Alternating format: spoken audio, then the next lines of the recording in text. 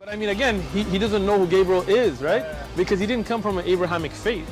The people of Mecca were pagan. Quran is mentioned. If this book was from other than God, they would have found in it many contradictions. If a book is without contradictions, that has no bearing on whether it comes from God or not. I've had phone books that are inerrant, but I certainly don't think God gave them. That we believe without understanding. The brother asked a very important question, that most of the scholars say that listening to music, watching movies, and most of the television programs, they're haram. So how can we have fun? Let me tell you, brother, at the outset, that having fun is permitted in Islam as long as the fun is halal fun.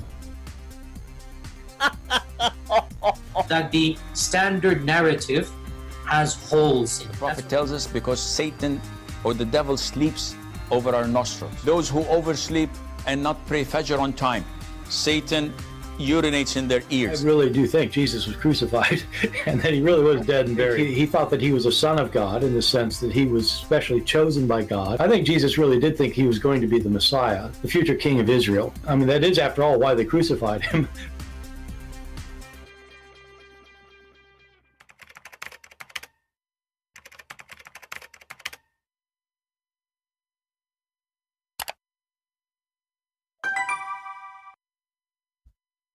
Hello everyone, and peace of Christ all of you. Please invite your friends and let us have some good time together. First, my Skype is open in case there's any Muhammadan would like to join us. Feel free. We welcome you in case you want to call. As you see the title, for Balut vendor, scam. They scam Muslims and they claim that they are people who knows Islam. Even they claim that he knew Arabic, but you can tell anyone who speaks little Arabic, he knew that they are just a scam. You know what those Muhammadan, like this guy who spoke to me, he worked in Saudi Arabia, maybe as a guy who washed dishes. He learned how to say how are you, and then when he spoke to me, he want to say kayfa haluk. كيف حالك؟ طيب طيب ما شاء الله ما شاء الله. And supposedly now he speaks Arabic. And you need to ask yourself why even he is doing that. What is the purpose of this? Why he don't speak normally like all Filipinos? Because those scammers, when they speak in such a way, they claim that they have knowledge. Like you see, we speak language now. Like you see now, we are the Muslims who speak the language of the Muslims. This is the whole point. But he don't know. He don't even know 2 words in Arabic. And they go after Christians who they are soft. You can tell that those Christians in the Philippines, this group, they are nice Christian, which is something I don't really like. I like you to be nice, but I don't like you to be soft. So always the Muhammadan, they choose a soft target, a person who is nice, a person who will not wipe the floor with their faces if they lie, a person who will not spank them when they lie, So they choose always who they want to talk to. And this is why they were so upset, because they wanted to have a soft target, not somebody will put them in the laundry machine, and after 2 hours in the laundry machine, they will come full of wrinkles. This is if they were able to come anyway. But Christians need to learn that being a Christian does not mean being soft. One of you, he translated what this guy he was saying to them in Skype. I don't understand what he was saying. He was saying to them as a translation, saying, "You could not handle me, so you brought a Christian prince." You see, he just said what his fear is. Well, if they cannot handle you, they brought a Christian prince. Is that the same reason you are running away, because you cannot handle a Christian prince? They are a bunch of cowards. They target Christians who knows nothing about Islam. Those guys, they said, we know nothing. We have no idea what Islam is about. That's why he want to debate them about Islam, because they know nothing about Islam.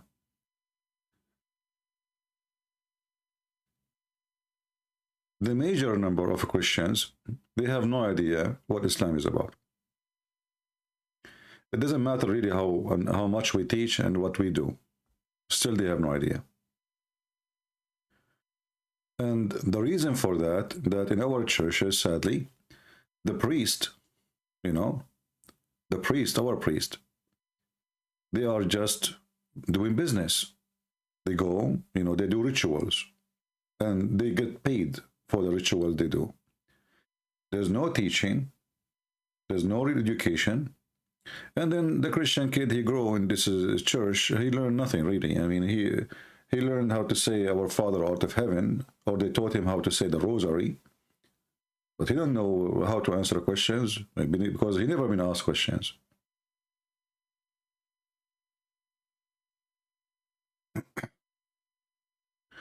So those, you know, those Filipinos, they are soft because their churches did not teach them how to stand up for the faith.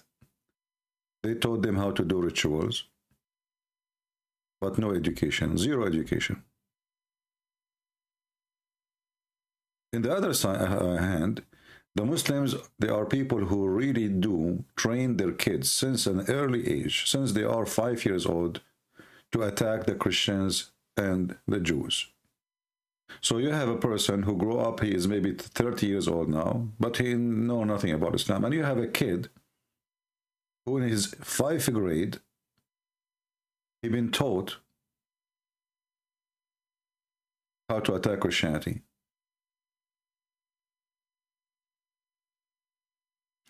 And you know, and most of people who claim to be Christians, they are really, many of them, they are shallow. Like here we have a person,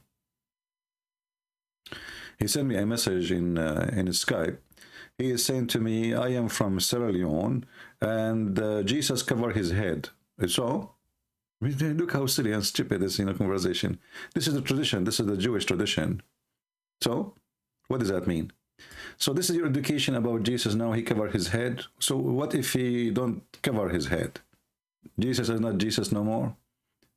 This is a tradition. So, you know, some people who claim to be Christians, they are shallow, they are naive, they have zero education, and when they try to educate themselves, they focus on silly stuff. Here we go. Jesus, he covered his head.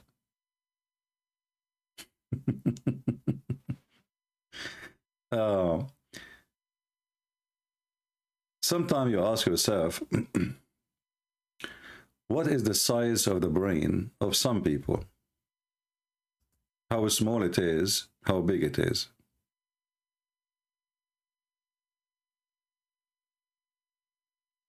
Seriously.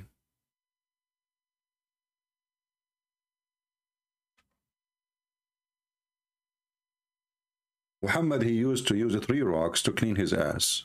Do you use 3 rocks to clean your ass? Do any Muslim use that? No. But if you want to focus on the silly stuff, you know, you can. You know. For us, we don't follow Jesus because he, you know, when he prayed, he spoke to the Father, he put the cover, or he did not. Who cares? And if it's once mentioned, doesn't mean that Jesus always is wearing a cover in his head. But even if he do, this is a traditional clothes in the Middle East. You see, traditional clothes in the Middle East, women they cover and men they cover for a very simple reason, because of the dust. Not like now you go and you jump in your car, or if you are in Philippines, you take the jeepney. This doesn't have nothing to do with the religious things. The roads are ugly. Dust is everywhere. The transportation is donkeys and horses. So you can imagine. So people, they cover their head for a very simple reason, because if you don't, your hair will get so dirty, and people there, they don't take a shower every half hour. But if you are a silly person, you try to find a reason for it, like, you know, covering your head. It must be for godly reason, you know. My friend, God is the one who created you. And he created Adam and Eve without even clothing. No clothes. There's no cover for Eve. There's no cover for Adam. There's no even panty, no underwear. And God is fine with it, don't worry. He knew what he'd made for you. God is the one who made your private part, and he knew what you have there. So wearing some clothes, you are not hiding anything from him. I can say, like, you know, okay, somebody want to go to pray in somewhere, it's not right to go inside a place of worship naked. But this is because the tradition, and because the way we are now. As an example, if a woman, she live in the jungles of Amazon, all the tribes are naked, all of them, nobody wear any clothes. In this case, nobody see anyone naked. They don't see it because all of them, this is how they grow up. All their life, they are like this. So they don't see something strange there.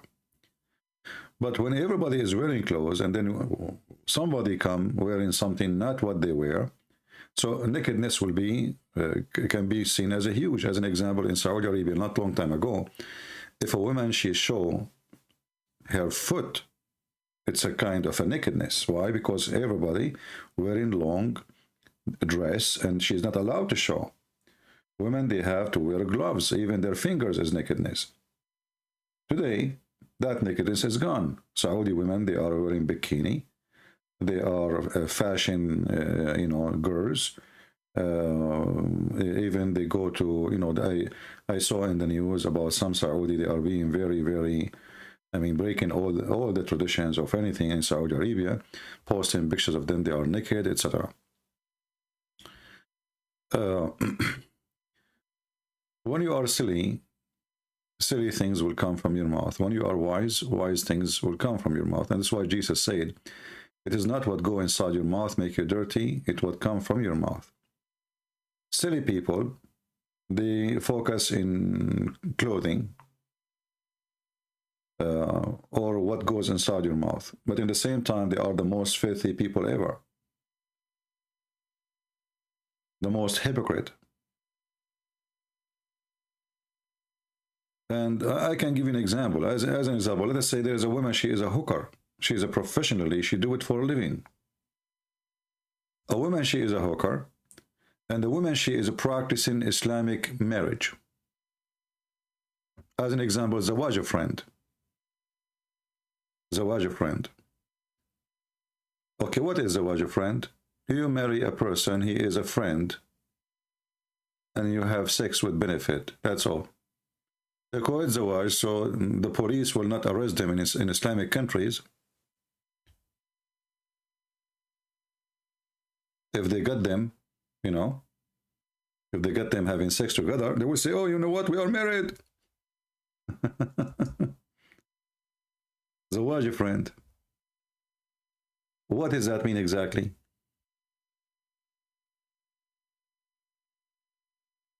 It's very simple. You have a girl, you want to sleep with her, but you don't want, you know, you don't want any responsibility. You want just to have sex. You text her, do you want to meet today? For 2 hours, have some boom boom.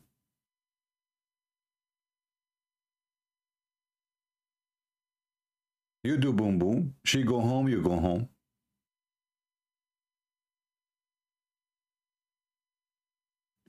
They have another zawaj, it's called zawaj al-misyar. You go on a vacation, you go to Indonesia, you don't want to take your wife with you, maybe she is heavy. So what do? You speak to an Indonesian Muslim girl, you say to her, can you marry me for 3 weeks, I will be here, so I can have boom boom according to Allah. So what the Muhammadan they do, they practice all kind of prostitution, and they claim at the end of the day, they put the word before the prostitution they do, they call it marriage. However, not to forget to give to attention that the prostitution in Islam is very illegal. There is no punishment in Islam for prostitution, in case you do not know. Even the Quran, you see the Muslims in the time of Muhammad, they become the biggest pimp ever, to the point there is a verse in the Quran speaking about it when the Muslim women, they start complaining that their husbands, they are forcing the slaves into prostitution. Muhammad, he did not say to them, shame on you. He never said this is against Allah teaching. He said, don't force your girls, and those girls are the slave girls.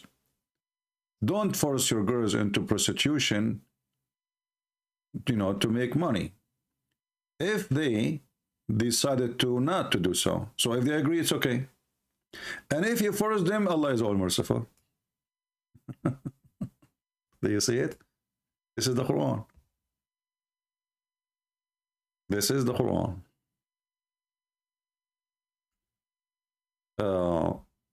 So prostitution is very legal. It's part of the system, and it's part of making money. And sex slave business is always exists in Islamic religion, if we can call it a religion. If there is any Muslim, he claimed to be an Ustadz, I accuse you, all of you, to be a Balut vendor. You go to Saudi Arabia, you learn 2 Arabic words, you come to Indonesia or Philippines, and you learn how to say Assalamu alaikum, marhaba, kayfa haluk, and that will make you, supposedly, a sheikh. Like Sheikh Uthman, he did not know how to read the Quran. He called himself sheikh. Right?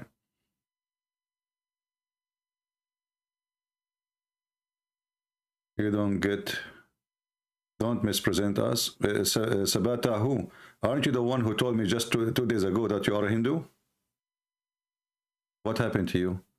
Now you're Christian, wouldn't get into dispute if you don't go sticking you nose in everything. Sabatu, I told you in the comment section, if you come back here again and you try to be stupid, I will eat some beef. I will buy a camera just for you. And I will make a beef steak. And I will hurt your feeling. I mean, you are the last one who can talk about dispute. People who worship rats. They have a temple for rats. Don't dispute, okay? Don't let dispute. Go worship rats. I mean, you people lost your mind. Rats. I never heard of somebody make a temple for rats and they think that rats are God. I mean, you see the Muslims, they worship a shin. I can't let it go. Allah have a nice ass. I can't let it go. They praise Muhammad as if he's God. I can't let it go. They are very sexual, very violent. But you went farther. And you made rats God?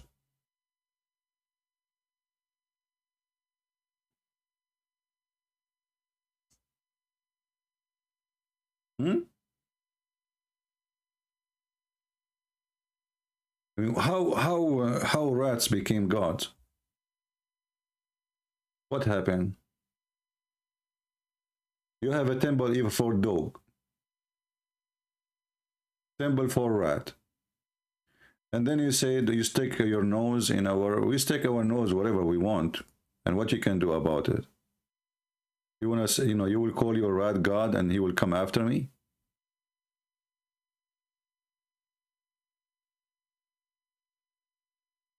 Human being, sometimes you ask yourself, do a human being even have a brain? I'm serious. Do a human being have a brain? When I saw that first time in TV, I said to myself, what happened to the person who called himself a human? I mean, the rat, they live in a house covered by marble. They have milk, but children, they cannot have milk, and they are dying from hunger in a very poor country. And then we convince people that those are gods. I'm truly convinced, my friend. And look, this guy now, he is bending in front of Mr. Rat. He's praying to Mr. Rat. Do you see the rat down there? Look, the God is hard to be seen. So don't come here. I think you are a Muslim maybe, and you are trying to direct our topic to talk about the Hindus. But by the way, you and the Hindus and Muslims, they share a lot of stupid things together. Yeah, as an example, the God of Islam is the one who cannot resurrect people from death unless he use beef, the power of the cow. This is why the biggest chapter in the Quran is the chapter of the cow.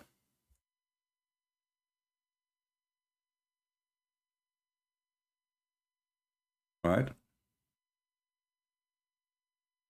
When the next debate will be with the Filipinos, my friend, did we have a first debate to have the second debate? They ran away. They are potatoes. What second debate? They were never there to debate me.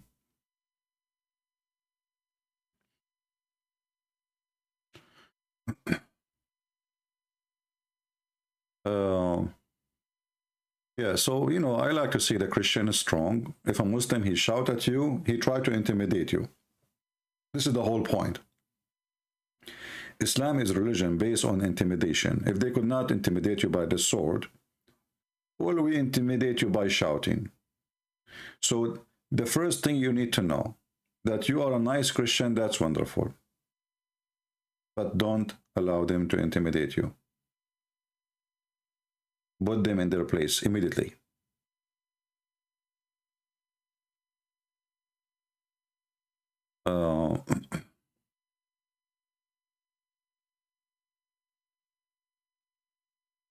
We have Mr. Adam. He is so upset, and he using the a-hole. Adam, Adam, why you are upset?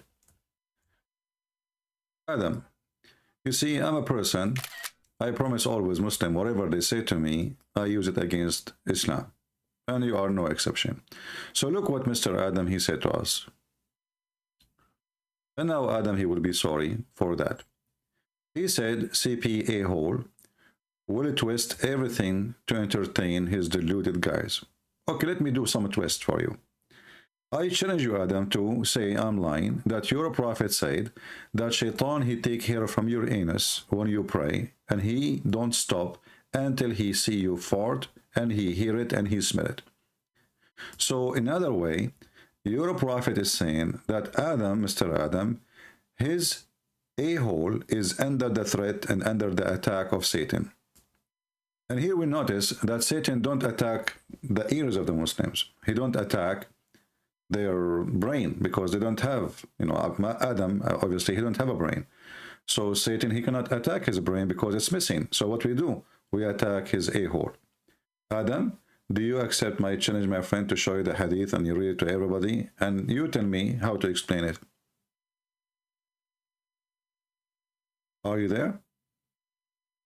I never heard of religion speaking about conspiracy have to do with the anus.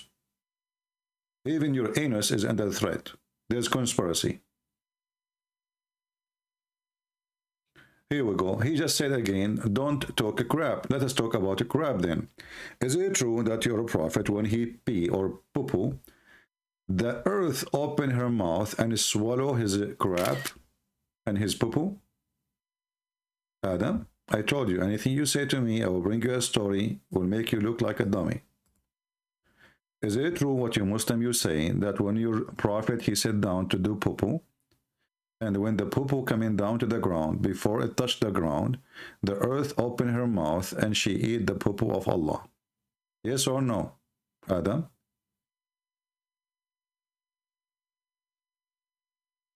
I challenge you to say you're a liar. Just say it. So anything you say to me, this is why they don't dare to debate me, because anything they say, I will show them something very embarrassing about their stupid religion. I mean, what kind of a religion, this religion? They are worshipping even the poo-poo of Muhammad. Why the earth is swallowing the poo-poo of Muhammad? Any Muslim can explain to us, is it so yummy? Is it really so yummy? Did you taste it? How you know? You guys, you were watching it? Like when Muhammad, he said, and the poop is coming, you Muslims are laying down in the ground, looking at the miracle? Huh?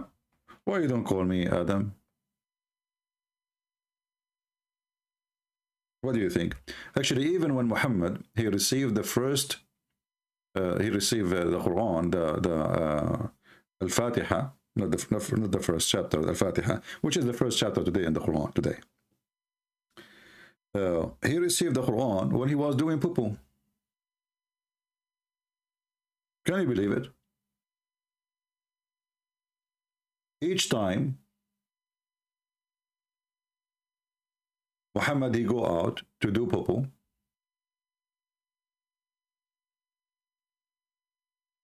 the angel Jibreel appeared to him. Not he don't appear by showing him, but he talk. This is chapter 1, and the Muslim they tried to make it look nicer. Let us see Asbab al-Nuzul. The book of Asbab al-Nuzul. Asbab al-Nuzul in Arabic means the reason for the verse to come down. It says here that each time the Messenger of Allah he come out, and in Arabic it says tabarraza. Tabarraza is meant to do shit, excuse my language. So each time he go out to do shit, he hear a voice whenever he went out, but they don't, you see the translation, the coward, they did not say he went out to do what? What do you mean whenever? It says tabarraza. So whenever he went out to do shit, he used to hear someone calling him, oh Muhammad. And what Muhammad he do? He flee. A sign of a mental illness. If the angel is talking to Muhammad, why Muhammad is running? You tell me. But maybe because Muhammad now is really scared because he is doing poo-poo. That can explain more.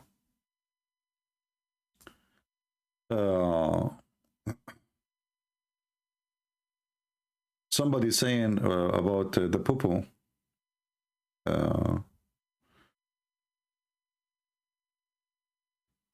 Let me show you the reference.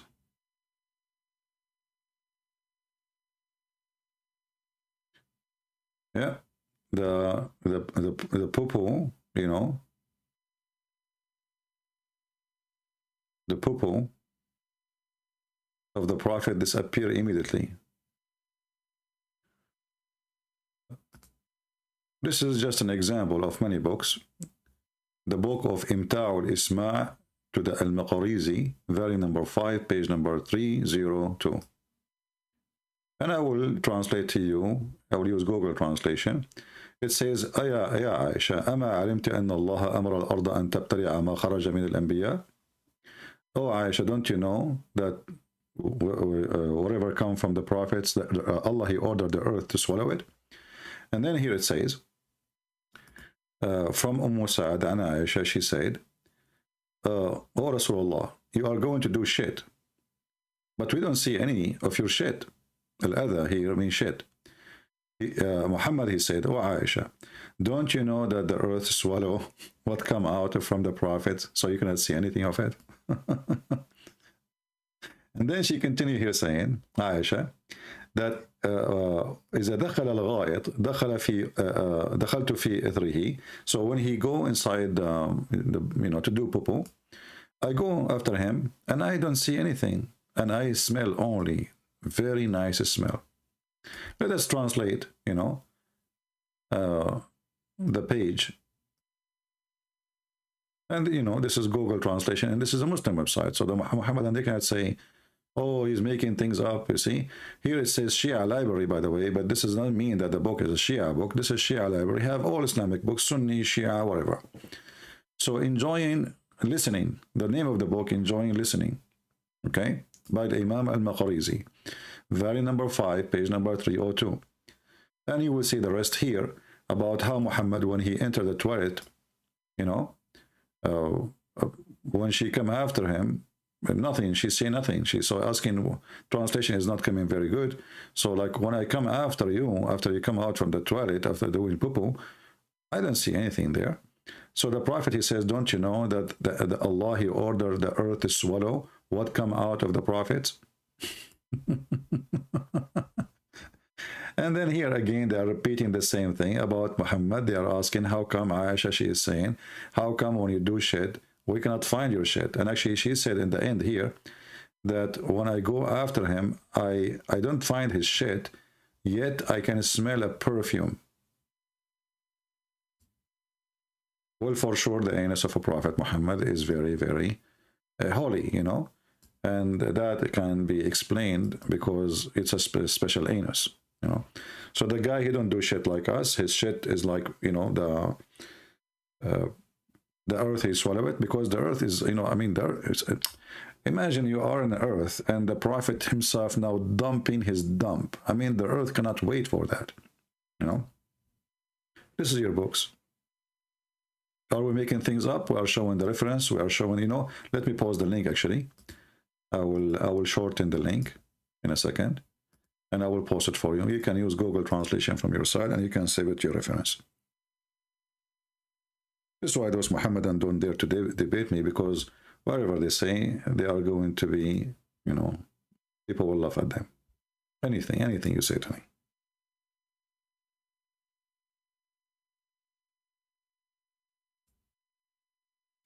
This is the link. You can use Google translation from your side if you don't believe me.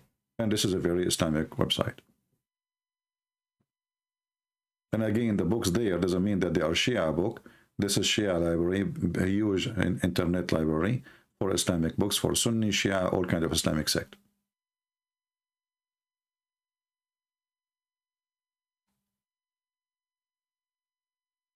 Yeah. Anyway, but you know, I mean, the funny is, when Jesus was healing the blind, Muhammad was making miracle with shit.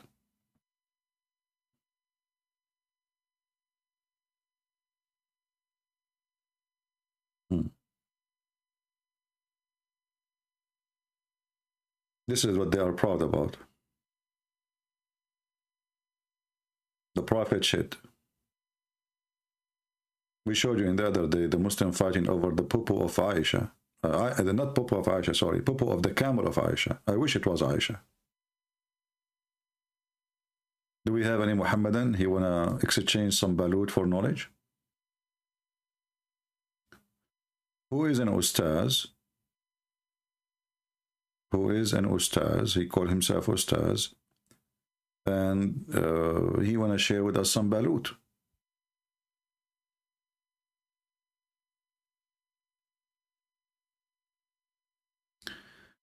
Anu Domoni, he is saying, Christian Prince fan channel, have you made CP your idol in the place of Jesus in your heart?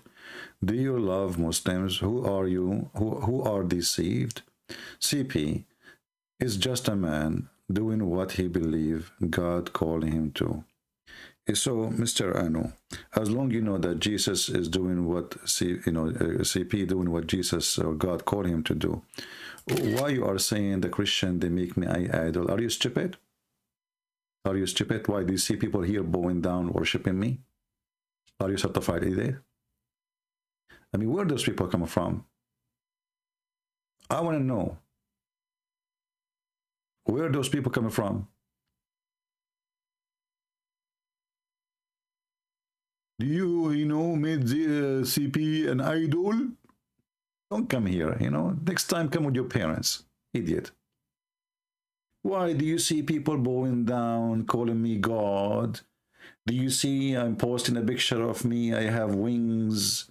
What's wrong with this dummy people? I mean, you see, sometimes I ask myself, did really God created those people?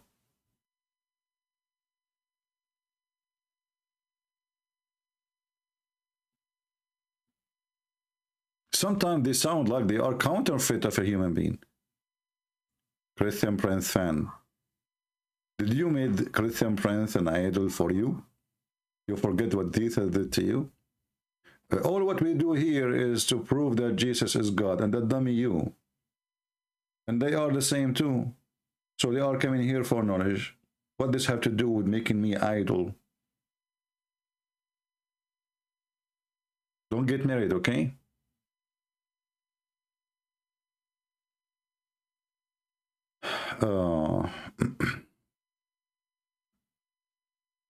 There's, you know, I don't hate, you know, like there's one thing I hate really. There's many things I don't hate.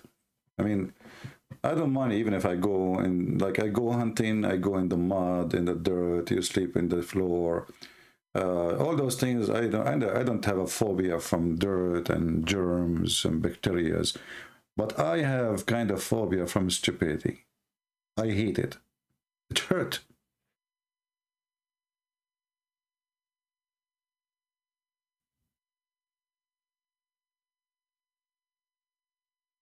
Crazy people. Do we have any Muhammadan? He is going to call us. You treat a speaking Filipino as if they were children. I think you are racist. Sufyan. Sufyan, do you like to call me to tell you what Muhammad said about Asian? In front of everybody. I am the one who said I love Filipino people. Right, guys? They are very kind people, very nice people. And they asked me for help. I jumped to help them. So how that would make me racist? It is you Muslims who forgot that you are Filipinos and you put your nose in the ass of an Arab guy like me to worship me. Suddenly a Filipino guy, he don't want to speak in his language. He want to speak in an Arabic language which he do not know. كيف حالك? أنت طيب؟ أنت طيب؟ ما شاء الله ما شاء الله. He knew 3 words. You are the racist. And as long as you are talking about racism, let me show you what your faithful prophet said about the Asian people. You want to see? Your prophet, he described the Asian people are the people of Gog and Magog. He make fun of their look, he make fun of their eyes, he make fun of their faces. Is that your prophet talking?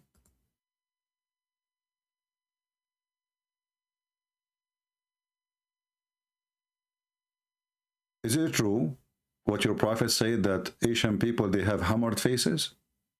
I never saw an Asian person have a hammered faces. What does that mean? What does that mean, hammered faces?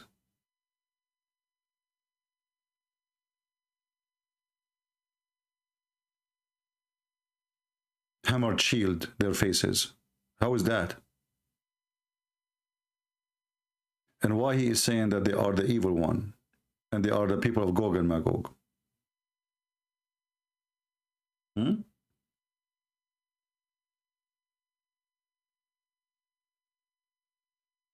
Are you there, Sufyan? You are just a potato, my friend. You are a dummy potato. I feel sorry for you. Guys, do you hear the dog outside? Anybody hear the dog? Or my microphone is not linking the voice of the dog. Do you hear a dog from your side barking?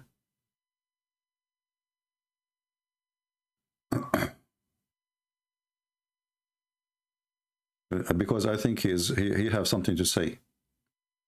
Your prophet is racist to everybody. Even dogs, he do not leave them alone. What a dummy. This is the most racist, disgusting cult. Even Muhammad, he says that Allah, when he created the black people, he created them from the left shoulder of Adam. And he told them, you go to hell and I don't care. And the hadith, the admin will post it. We have Dawood saying, you support terrorist Putin.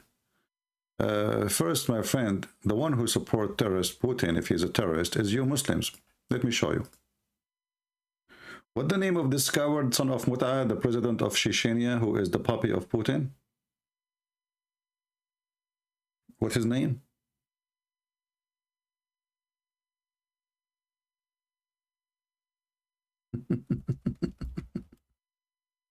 He said, if Putin, he order me, we in Chechnya, we can occupy Ukraine in 2 days.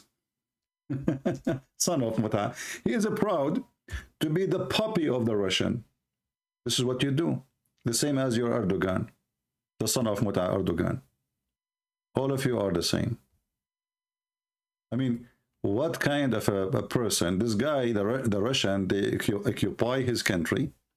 They made the army of Chechnya, Shish Kebab. They destroyed the city of Grozny, which is the capital of Chechnya, you know. And still he is willing to die for the sake of his master. He said, if Putin order me.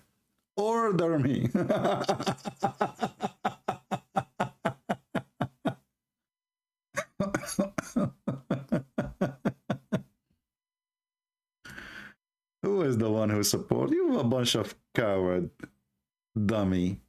You kiss the shoes of any Christian leader. His name is Putin, his name is Biden, all of you. All of you.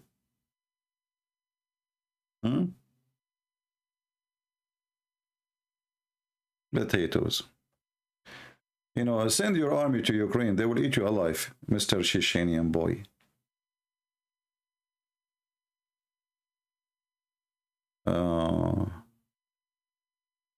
Yeah, they have a large Muslim population, but still they are a small number, very small number, you know.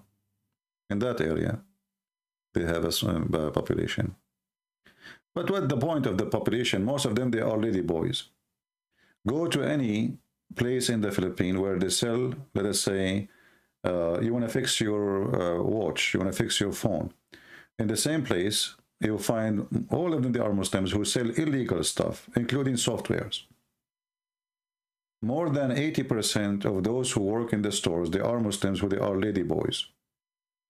If you don't believe me, ask Filipinos. Everything is not legal as there. Fake bags, fake watches, fake software, everything is considered as a theft.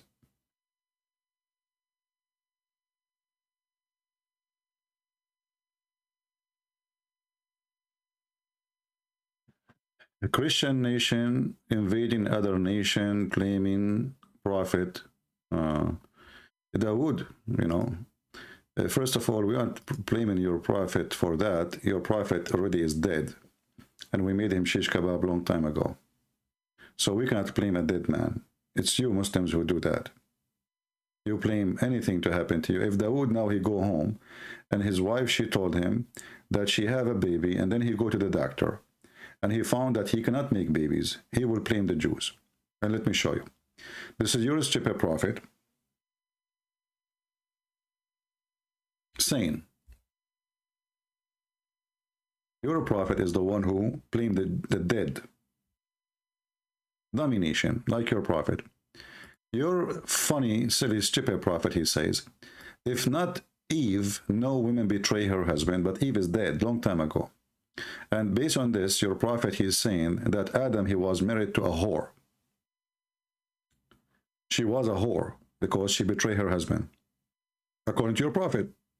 And then he says, if not Bani Israel, which means children of Israel, no food, no meat with decay. And this is telling you how stupid your prophet. Let me tell you why. When Muhammad, he says, if no Eve, no women betray her husband, Muhammad, he destroy his religion. Why? Because the stupid Quran says, Al-khabithatu lil-khabithin wa-tayyibatu lil-tayyibin. What does that mean? Good women, they marry good men, and bad women, they marry bad men.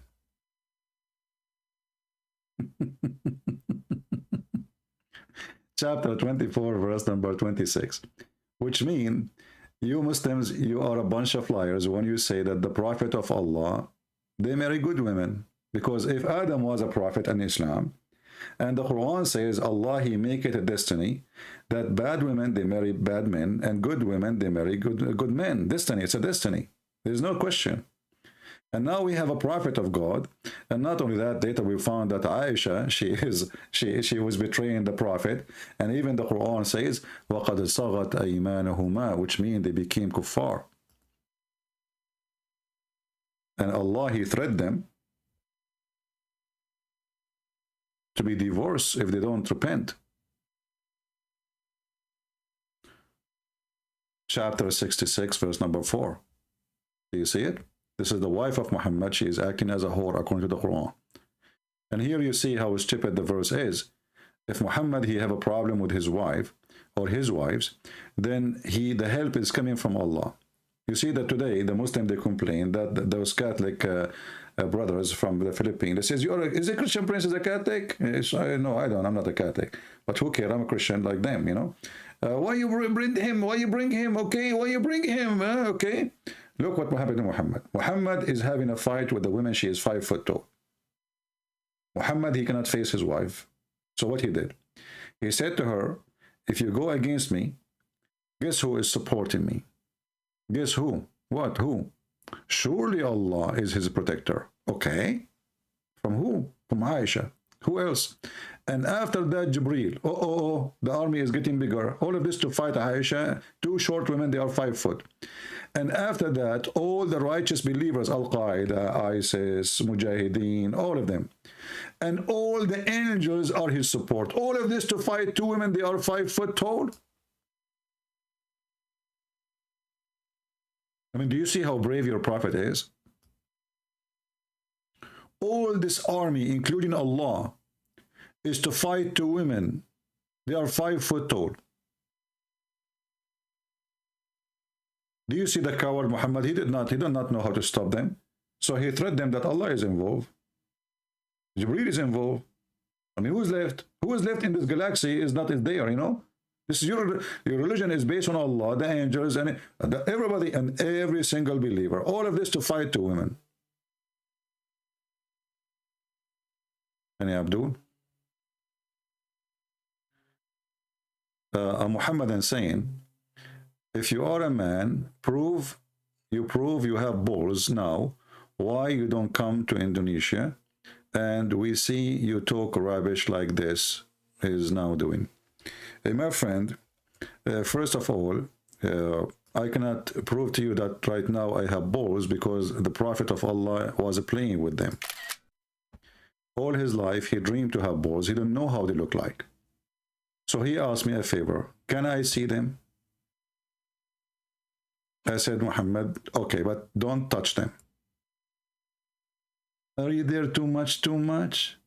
Do your prophet have balls? Isn't it your prophet, he said, that I was the most weak person in sex and I invoked my God Allah and he sent me a dish of al-kufait. I ate it, I got the power of 40 men.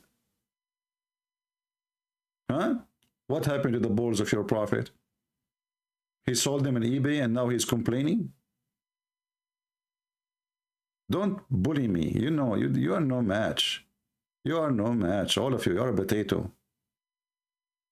You can bully those nice Christians in the Philippines. With me here, I will not make you balls because you are not a ball. You are a football.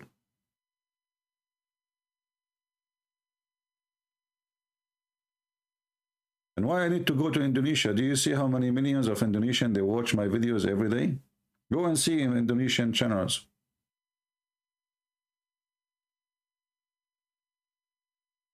Balls.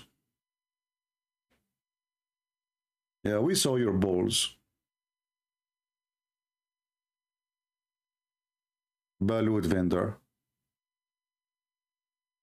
Do we have any Balut vendor who claim to be Ustadz? So we go to you, Saudi Arabia, we stay there for a few weeks. We come back and we say, Assalamu alaikum, mashallah, and then we claim to be an Ustadz and we grow a beard and then we make a lot of money. Great business.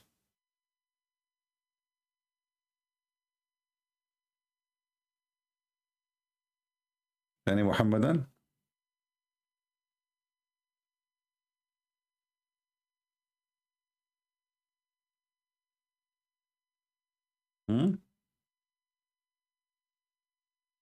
Were you following Islam in the past? No, my friend. I'm too smart to be a Muslim for a second. This is a very stupid, this is a donkey head religion. Who in the world want to believe that there is a God? If you believe in him, he will make your penis endless. That is not a reward. That is a penalty. I don't want anyone to change anything in that area. Just leave that thing alone. How anyone can be a Muslim? You know, this is stupid, really.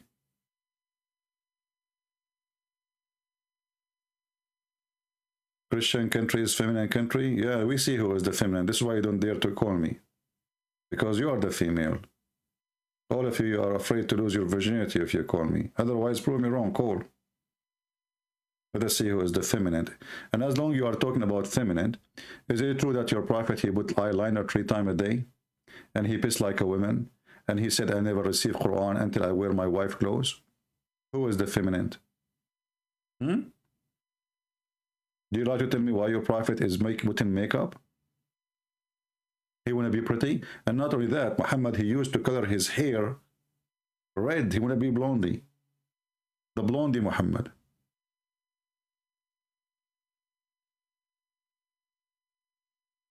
When you are talking about feminine,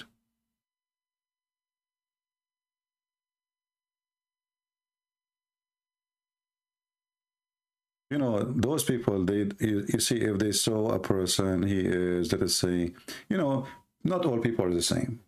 Not all people are the same. Some people, they are gifted, they are very fast, they are very educated.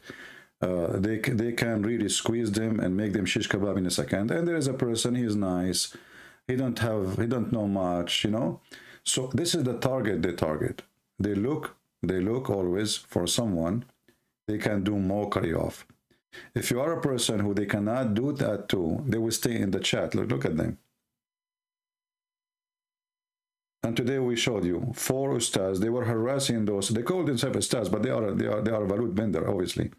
So they were harassing those Christians because they are nice Christians. They don't attack anyone. They are a group of a prayer, etc. We want to prove to you Islam is the truth. Okay, and they are the one who choose the topic. The second they heard that Christian Prince is in the other side, the drama started.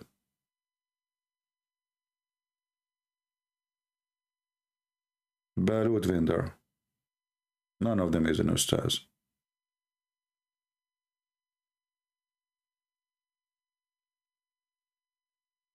Do we have any Abdul?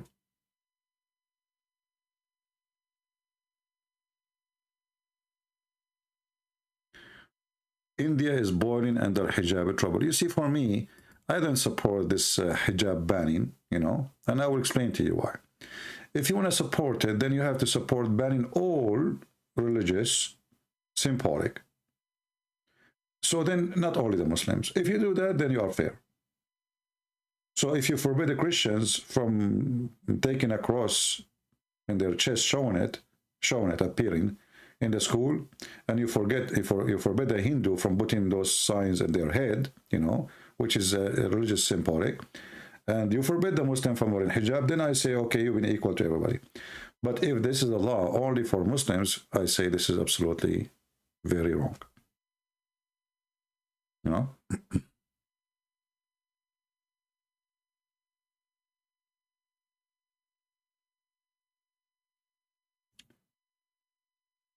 Let us see.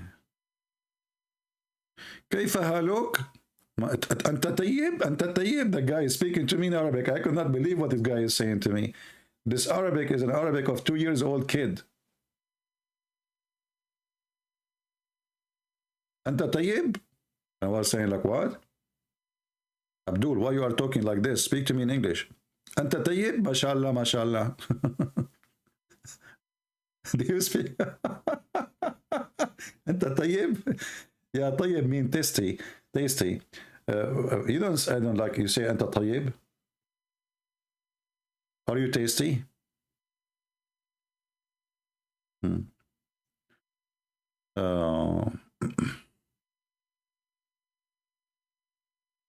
No, he don't want to impress me. He want to show the Filipinos that he is like we are in the same level, you know? Like this is a Christian prince, he's an Arab. Look at me. I will talk to him in Arabic now, okay? كيف حالك? Yeah, this was the point. You know, he want to show in front of the Muslims, look at me. Did you see how I spoke to him in Arabic? Did you see? Did you hear me saying to him, كيف حالك? Huh? And I said to him, MashaAllah, in Arabic. And then I heard that even Muslim posting comment that I could not answer him in Arabic.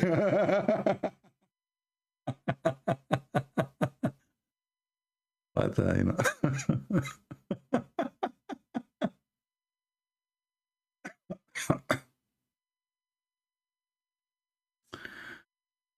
Oh boy. Oh mommy. No.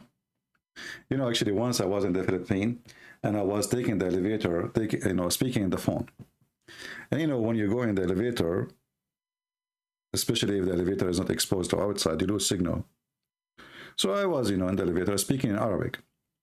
And there was a guy with me in the elevator. I finished talking because I lost signal. So I, hang up. I have no choice. The guy, he said to me, Assalamu alaikum, because now he heard me speaking in Arabic. And obviously he's Abdul. So I said to him, Wa alaikum assalam, Abdul. He said, MashaAllah, you know my name. I wish I have a camera. Unbelievable. You know, I said to him, Alaikum assalam, Abdul. He said, MashaAllah, you know my name? And he was like surprised, like, what? How you know my name? You know? You don't.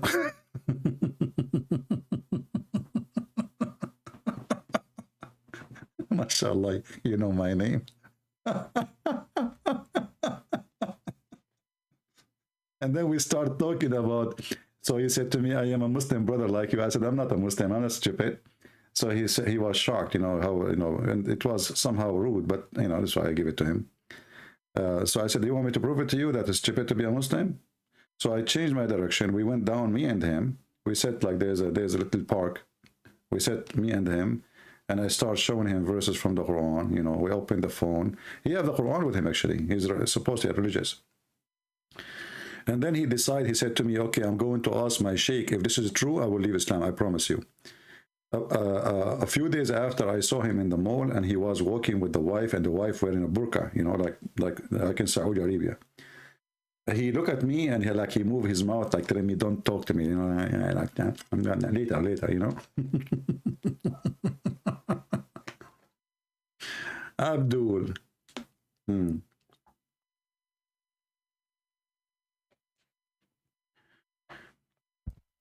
Do we have any Balut vendor? The first Balut vendor is Muhammad. Balut or Balut? Balut. Anyone?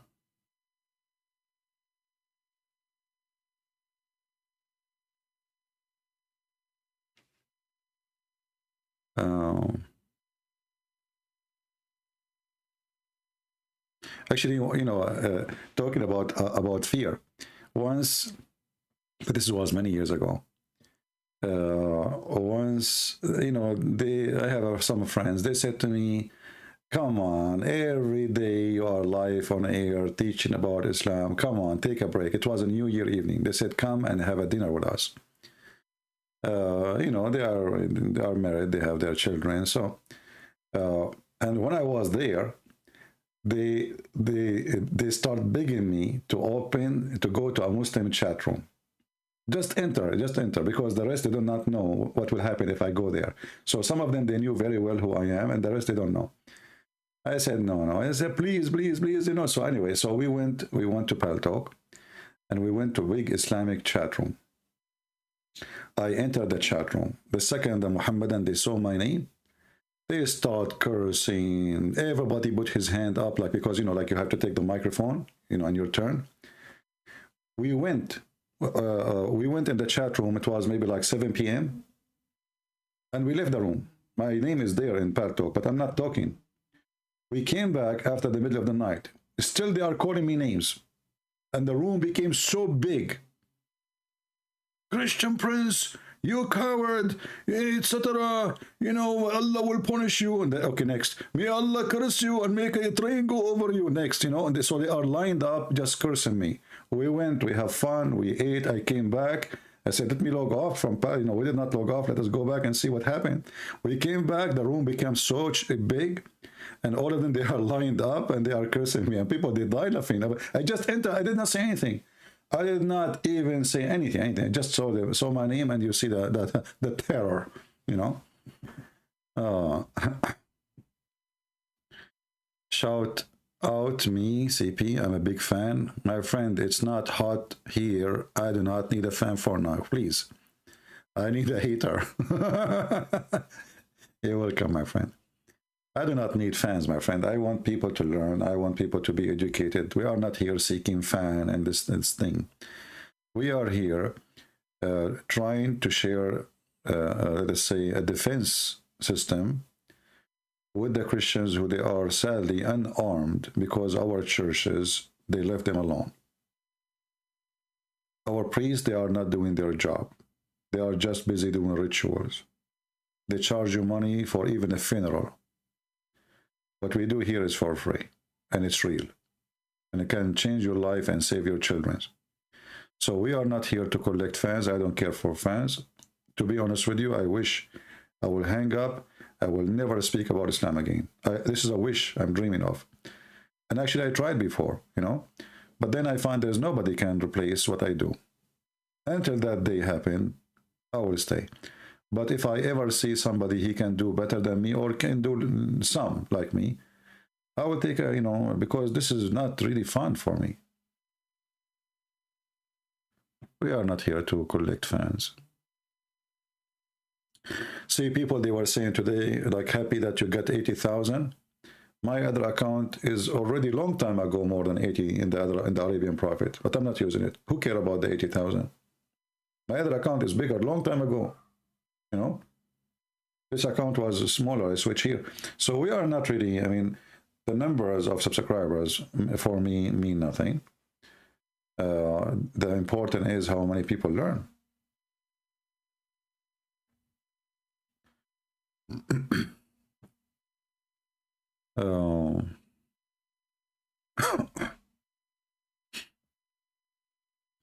Anything else?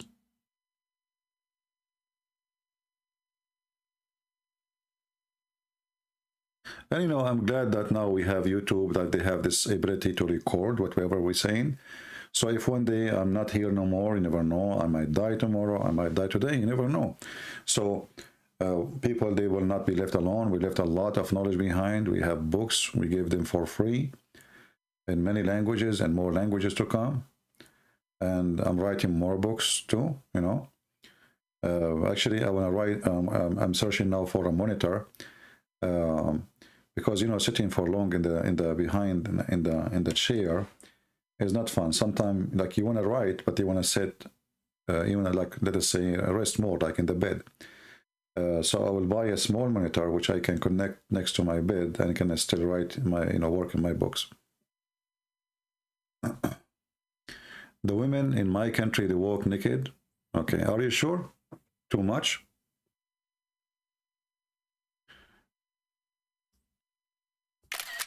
Okay. If we ask you, which is country, the biggest country for belly dancers, Mr. Too Much, what you will say? What is the biggest country for belly dancing who they are wearing nothing? I will give you three, you know, America, France, Egypt. Choose one, which one? And if we go right now in YouTube, I will do this in the front of your eyes, just to show you how stupid you are when you talk about naked people.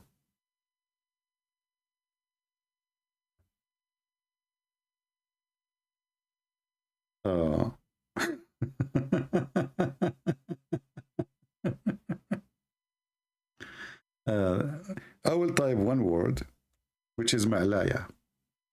Just one word. I will not search for anything. What we will find? Watch.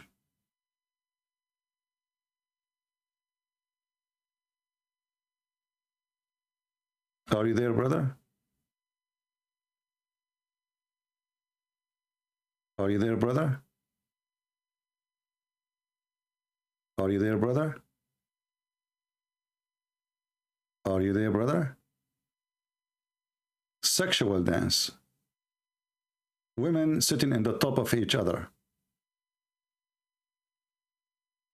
I just typed only one word. I did not even type tons of stuff. There's things, actually, if I show you, you will see how disgusting. Look, this woman sleeping in the top of the other women. This is what they do. So, you know, the Muhammadan, when they talk about naked women, your woman is the naked one, and prostitution is #1 business you do. If you go actually to France, people who live in France, they knew who the business of prostitution. Let's see here.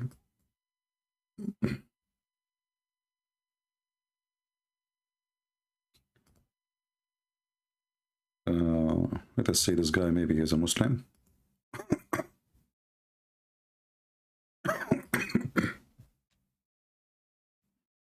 We will call him and see.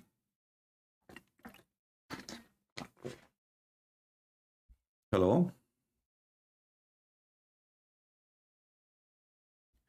Yes, my friend. Are you a Muslim? Yes, I am.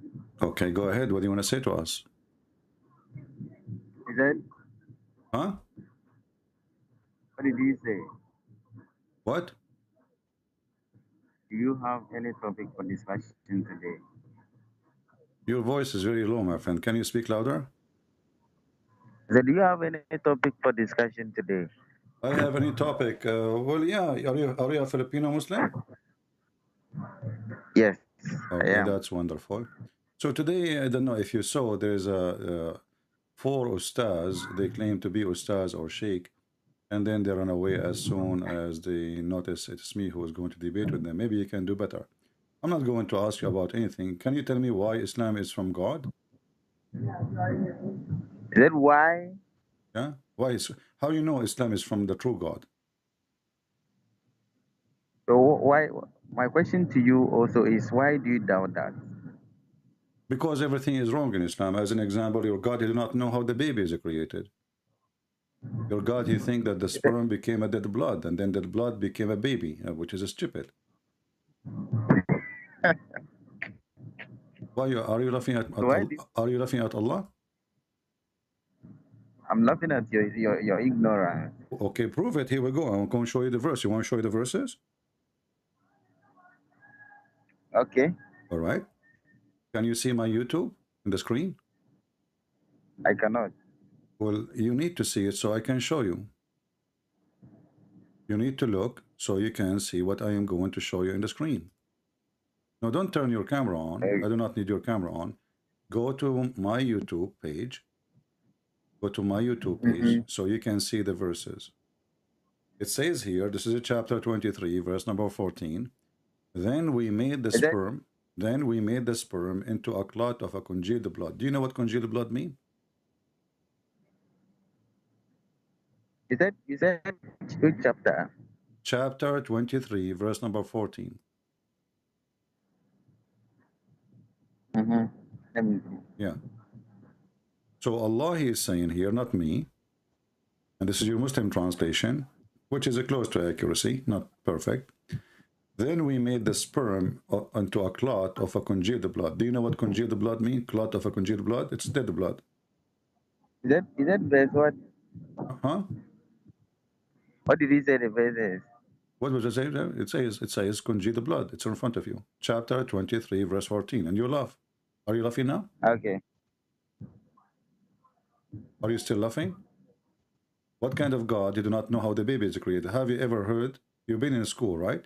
Have you ever heard of somebody saying that a sperm become dead blood, and then the blood became a lump, and then the lump became a bones, and then the bones covered by flesh? That's what the Quran is saying. I never heard of a blood which is dead is become a human. Who said the blood is dead and it became a human? It says congealed blood. Do you know what congealed blood? Consumed. Ah. So you are trying to tell us exactly how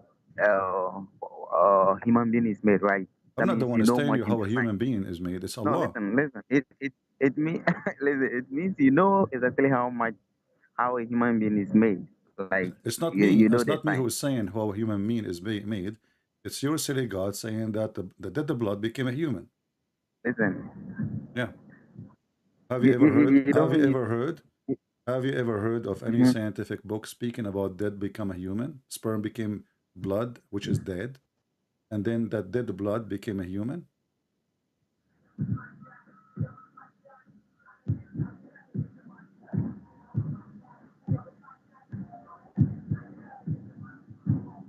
Hello. I can hear you.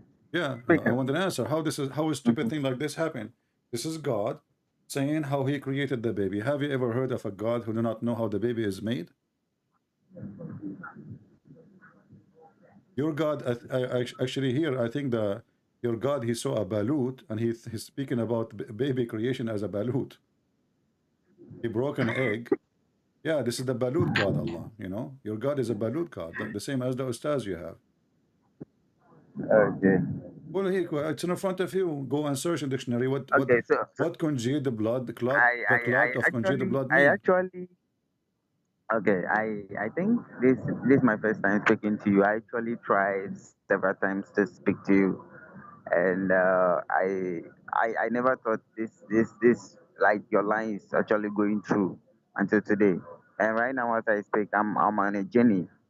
So right now that I got to know that your line is active and you really hold the base, like I am lying. You I'll have to get prove it. time then. I'm showing you the reference in front of your eyes. I mean, look how silly you are. Too much balut. I'm showing you the reference in No, front of listen, your eyes. listen, Look, look, listen, look. I'm listen. showing you. I'm showing you the reference in front of your eyes. This is your Islamic website, and this is your Islamic translation. And then you say to me, "I'm lying." So I will seriously get back to you. Like I'll show you exactly why. Like you don't even need to hold any debate or like you speak silly. You know that. Okay, I'm not. You You see, don't thank make you very any much. You sense. just said You I. don't make You any just sense. said. You just said I speak Siri So because I read the so Quran for you. So when I read the Quran for you, I speak Siri. You refuse to answer. that is what I'm Is saying. it true? Is it true that If you can hear the the sperm? background, if you Listen, can hear my let us see who is the background, city. Let's see who's city. Come on, I'm talking to you as a man. Speak to me as I'm a in a man. car. So is it I'm true? in a Is it car. true what your God said that the clot of a congealed blood became a baby? Who is silly here? Who is stupid? Be honest.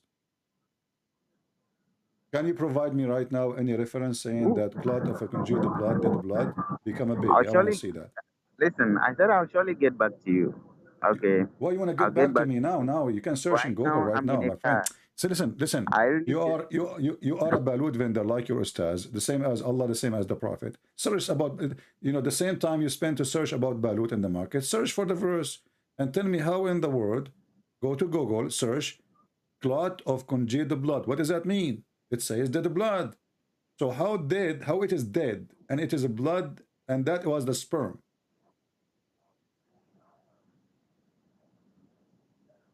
So, like I said before, I'll seriously get back to you and show to you exactly what you're missing. Okay. My friend, I'm missing a lot. I want to So, get 4 wives. I want to go to Philippines, convert to Islam, and get 4 wives and practice balut. Eat balut, have sex. Eat balut, have sex. You don't know what are you missing, brother. You have no idea what are you missing. Yeah, right. He hang up. No, he's a Filipino. I can't tell from his accent. You don't know what are you missing? You're missing a lot. Are you kidding me? Man. Sex for balut? Exchange? And now I know for sure you are lying. What the heck? We are showing them. I mean, the Mohammedans are the most funny ever. You show them the reference in their website, in their Quran, in their translation, and then they say to you, you are lying. that is science. Look how fast the answer. He got me busted. You are lying. Like, Abdul, I'm showing you on screen. Okay, but you are lying. Now I know that you are really lying. What? You are lying. But how I did lie? I'm showing you in front of you. You are lying.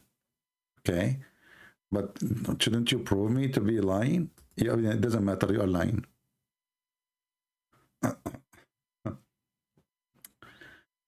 All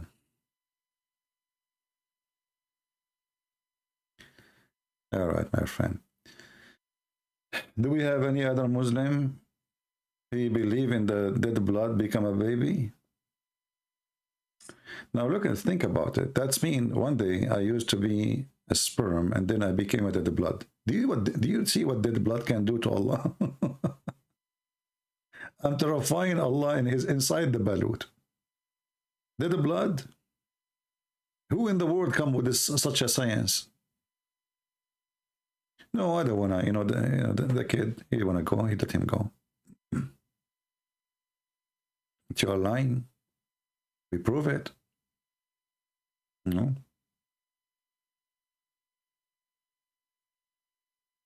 Your teacher will call me. No. You see, there's a Muslim. He promised me. Actually, we were debating. He's a sheikh. This was a long time ago. He said, when I asked him a very tough question, he said, excuse me, I really apologize. I need to go to the bathroom, to the washing room. I said, okay. And I have I don't know how many hundreds of people waiting. It's a debate between me and the sheikh. Then 5 minutes is gone, 10 minutes is gone, 15 minutes is gone. half hour is gone. He went to the bathroom, and since then he never come back. That was many years ago. So when you say to me that your sheikh is going to call me and end me, is that the same sheikh who went missing in the toilet seat? As you see, Abdul, I'm here every day. Where is your sheikhs? What an embarrassment. The guy, he went to the bathroom to take a leak. He never came back until now. This was more than maybe 12 years ago. So if that is the sheikh, I will be happy to hear that he's okay. We were worried about him.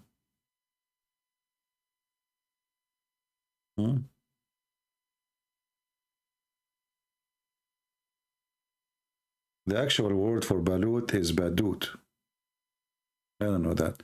This is what they use in Philippines. Me, myself, I'm not expert with languages.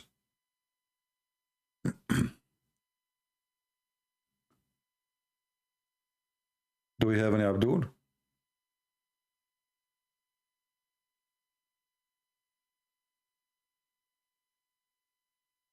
Once I was debating with a guy, he claimed, you know, I wish we can go get back all those debates. At that time, we have limited software. It's not like now, YouTube, it's recorded automatically, and, you know, so it was like a, you know, chat room. Once I was debating with a sheikh, and then suddenly, a woman, she entered the room. She started screaming at him. And then she took the microphone from the guy. She said to me, you are practicing your manhood on a kid. My husband is not a match for you. He go to sleep, he talk about you. He's speaking about, he said your name in his sleep. Leave my husband alone. What the heck? So the guy, he talked to me once before or twice. And now he go to bed, sleep next to his wife. He starts saying in his dream, Christian Prince, you know. So she said to me, leave my husband alone. He is no match for you. He is going to have a heart attack because of you. I will hold you responsible. You know, and the guy, he was saying to her, stop, like, you know. So I said to him, is it true that you say my name when you are asleep? He said, you know, it's a dream. You cannot control your dreams. So I said, okay, can you tell us the dream you see?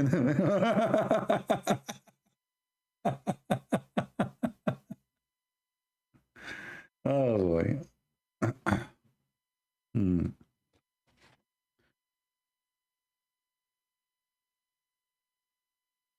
The guy, he see dreams. I have nothing dirty.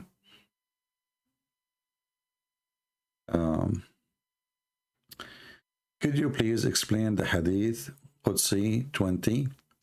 How come Islamic paradise open only in Monday? Well, you know, because obviously Muhammad, he used to be a person who work in wear cut business.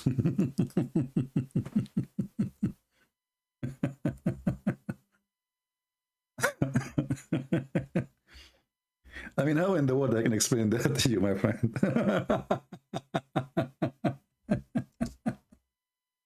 Crazy.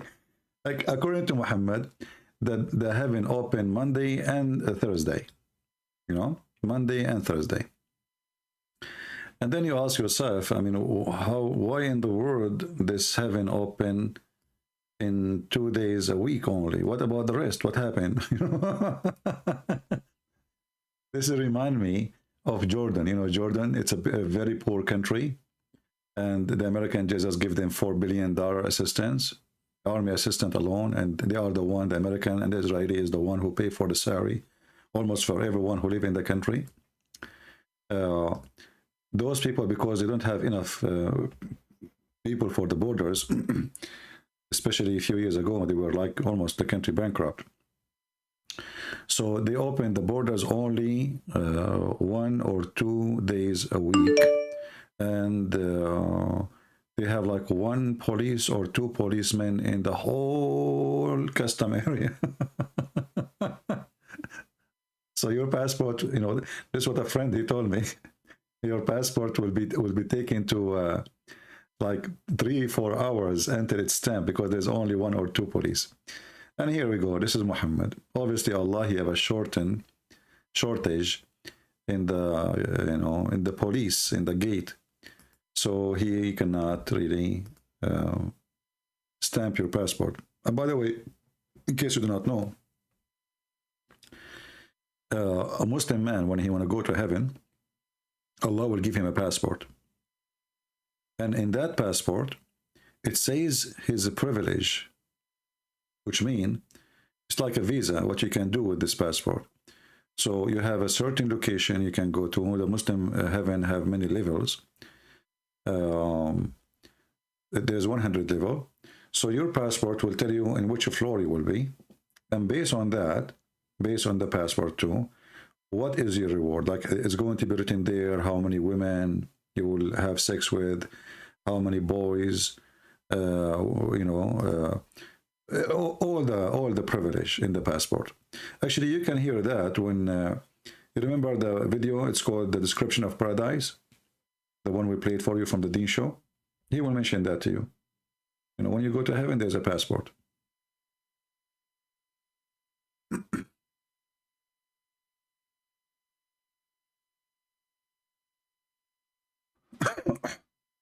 Very mad religion, what you can say. I mean, this guy, obviously, he's mental. He say whatever he want.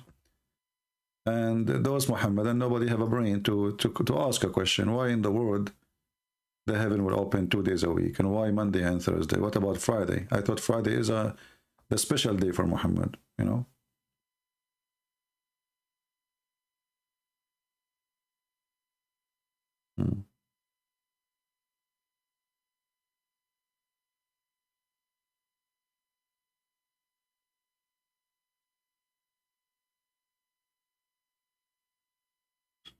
Well, thank you for the description of Balut. I believe all those things about Balut and those things, all those food which is supposedly for a sexual purpose, I believe they are stupid,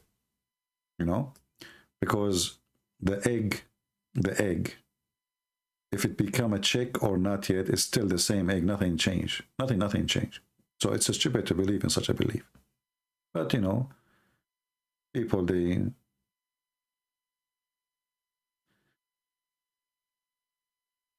Arwa, you don't respect us. You are a liar. Isn't it the Quran says يدفعون الجزية عن يد وهم صاغرون? So why you lie? You respect us since when?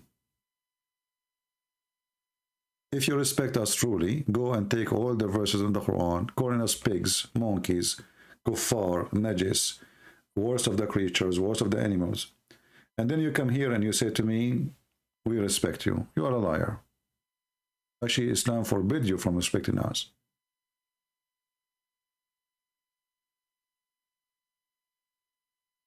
Do we have any Muhammadan? This guy, he is not even a Muslim. He keep calling. Let me block him.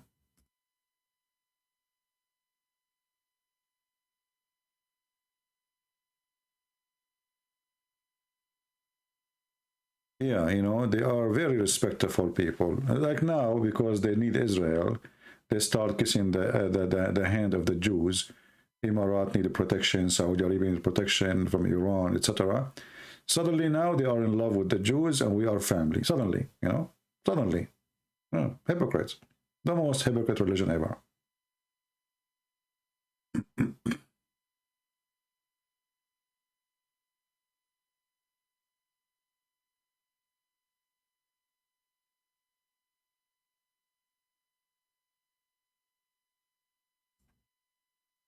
Any Muhammadan? Here we go. Arwa, I just said to her, this is what your Quran teaching. She called me haqir, haqud. She called me filthy. Okay, Arwa, why you don't call me? And I will make you read it. And everybody will laugh at you. You are a coward and you are a liar. Let us go then. Here we go. We start from the Quran. The Quran says, take not Christians and Jews as your friends. Chapter 5, verse number 51. But forget about this one. The Quran says that Allah will spread hatred between the Christians. Hatred. Do you respect somebody when it spread hatred between you and your kids or your family? If you respect us, You don't go and spread hatred between us. This is your filthy God. Chapter 5, verse 14. Do you see it? I will spread hatred, enmity, and hatred between them until the day of judgment. This is your satanic God, Allah. We continue. The Quran says that you do not take Christians or Jews as friends unless you are lying to them. And the one who honor them, the one what? The one who honor them, he have no connection to Allah, and he should be killed. Is that your Quran, and this is your translation, and this is Ibn Abbas, or this is something we made? Do you see it? Arwal, a coward? If a Muslim, he is seeking might and honor by taking the hypocrite, disbelievers, like a Muslim, they call us hypocrite, can you believe it? When the same verse teaching them how to be hypocrite, how to lie to us. Taking the disbelievers as a friends. The one who do that, he have no connection with Allah. He has no honor, mercy, or protection from Allah, which means he Muslim, if he is a Muslim, he take us for me. As a friend, he should be killed. His wife should be raped. But if you guard yourself against them, save yourself from them by speaking to them in a friendly way, toward them with, while your heart dislike this. This is your religion. Do you see it? So you are a potato liar. Now we go to different verse in the Quran. Not only the Quran teach Muslims to lie to us, to fool us, which prove that Islam is a satanic cult. We go in the Quran, we find that the Muslims, even they cannot take their own families as a friend. Their own parents. The Quran says, you will not find one of the Muslim, of those who believe in Allah and the last day, and He's a prophet, being kind and nice to those who resist Islam, even if they are their fathers, their sons, and their brothers. Do you see it, Arwa? Who is the liar? Chapter 58, verse number 12. Let us continue. We are not done. The Quran claims that anyone is not a Muslim is filthy, dirty. And you said you respect us. So if I call you filthy now, I'm respecting you according to your religion. This is what you are saying. Those who they are non-believers, al-mushrikeen, not the pagans, doesn't say that. They are unclean, they are filthy, they are najis. And here you need to ask yourself, based on this, Muhammad himself is a son of a filthy man because his father was not a Muslim, neither his mother. Shall we continue? The Quran confirm or consider non-Muslims are animals. Kal-an'am.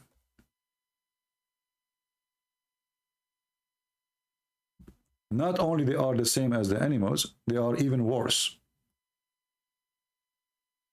Chapter 7, verse 179.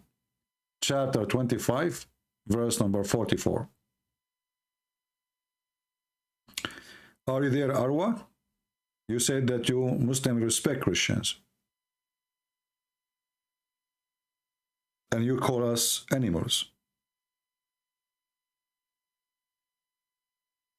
And we are even worse.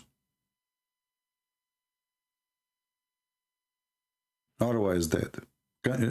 Because if Arwa, she posts one more thing, I will show way more things.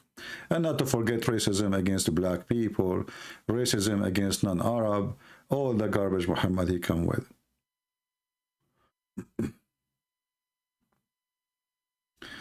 Al-Islamu yukhifakum. We are laughing at it. It's you who is scared of Islam to the point you don't want Islam to be in your country. Arwa, you are a coward and you don't want Islam. Islam have no place here. We conquered Islam long time ago. None of you even follow Islam. None of you. Go to Saudi Arabia and see the bikini.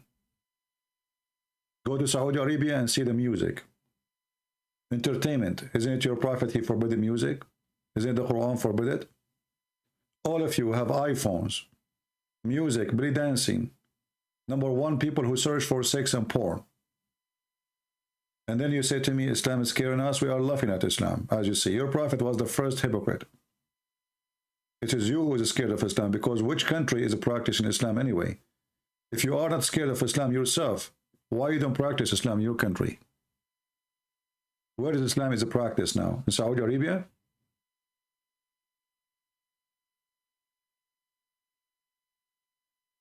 Nobody want to practice Islam. Not a single Muslim.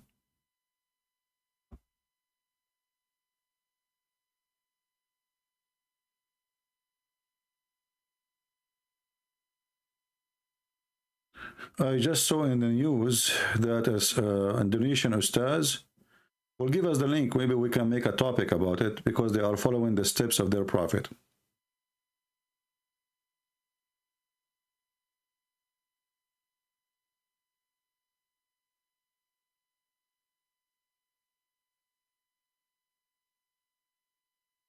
Any Muhammadan?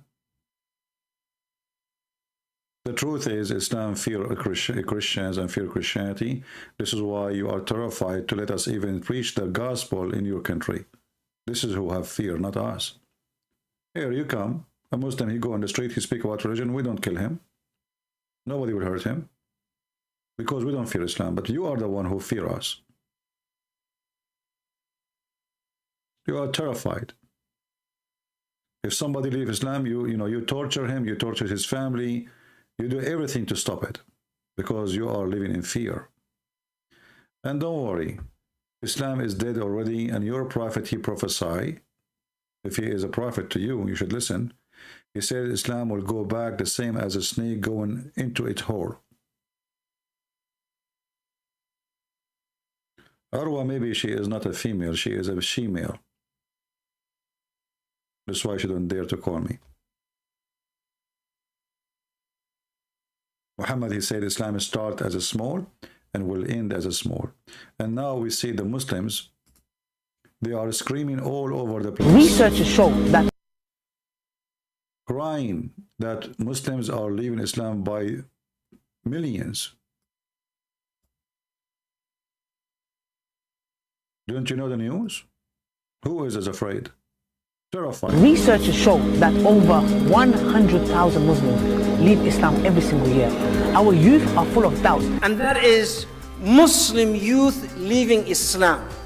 24% of Muslim youth are leaving Islam. Child has become apostate. Become apostate. Become apostate. Become apostate. If you have something serious to say, just say it. If you don't, get lost. We don't have time for kids. You are the one who is scared, and we are the one who protect your Kaaba. If your God Allah is true, he will protect the Kaaba. When Al-Qurmuti, he come and he destroyed the Kaaba, he took the black stone, he make it a purple stone for 21 years. The guy, he was pissing on your black stone, the holy stone, for 21 years, and Allah could not get it back. And then the Muslim, they have to pay the guy money. They collected a lot of money to bring the black stone. They have a Kaaba without a black stone. And not only that, the guy, when he destroyed the Kaaba, he shout, he says, where are you, Allah? Where is the bird? You know, there is a chapter in the Quran called the chapter of the elephant, claiming that Allah, he sent birds to destroy the one who attacked the Kaaba. Here we go. The guy, he said, okay, here we go. Where is your birds? Where's your birds? The birds of Allah never show up. It's a fraud. The Houthi, the Shia, they are shelling Saudi Arabia. We don't see the birds of Allah. The one is stopping them is the Patriot of the American and the Israeli missile system, defense system. You are not Arwa, you are Awra.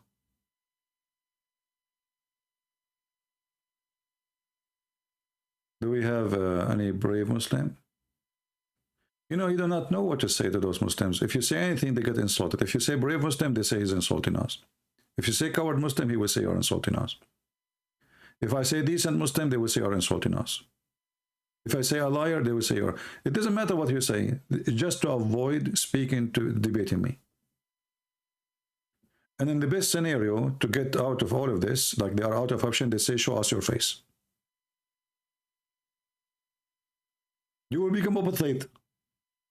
You will become what? Apostate.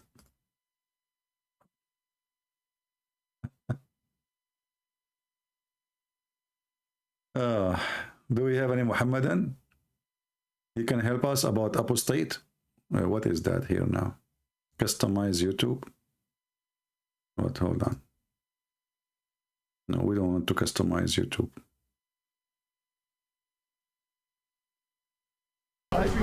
Your child is about to become apostate. In America, this is the last thing. 23% are becoming apostate. America, you see, did he say in America? That must be because of me then. If he say Indonesia, it must be me too. If he say Pakistan, it must be me too.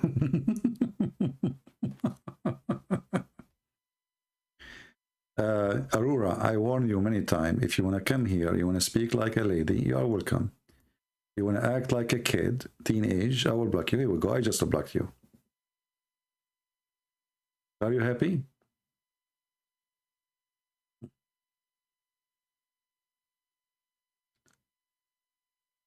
Do we have any brave Muslim? You want to help to stop the Muslim from being apostate?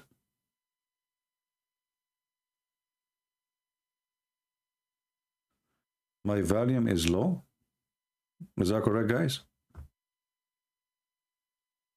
Is it true that my volume in my microphone is low? I don't think so. I think it's from your side. How is my Skype, guy? I mean, how is my voice in the microphone? Is it low? Somebody saying my voice is low.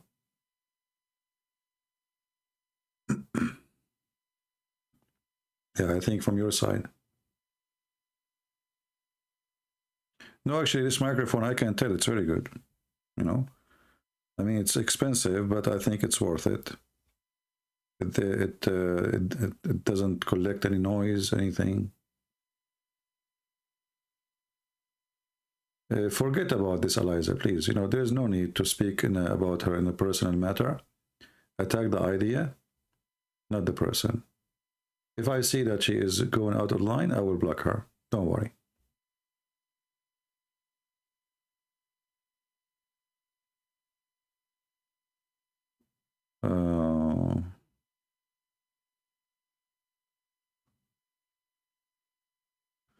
Yeah, actually, when I bought this microphone in Amazon, it says that this microphone, you know, it understands Spanish, Portuguese, German, Chinese. So like I talk to you now, you know, from your side, even if you are Spanish, you understand. You know, that's what they said in the website. That's why I bought it.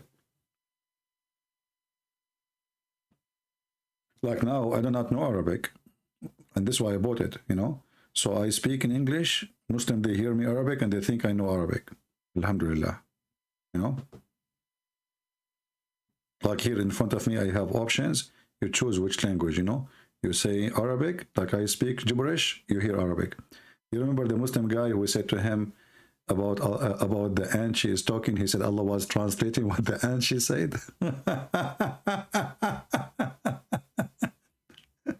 Allah translating so we went to the time where the Muslim, they are desperate to answer to the point where they say that the ant, Allah translating the ant. So the Quran now is not made in Arabic, is made in the ant language, and Allah translating the ant to Arabic. Abdul, how the ant, you know, yeah, but you know, the ant, she don't speak Arabic, do she? I said, I don't know. He said, okay, see? So Allah, he was translating what the ant she said. Genius. You know? The ant, she was talking and Allah was translating. And who can translate better than Allah? You know, come on, face it. Nobody.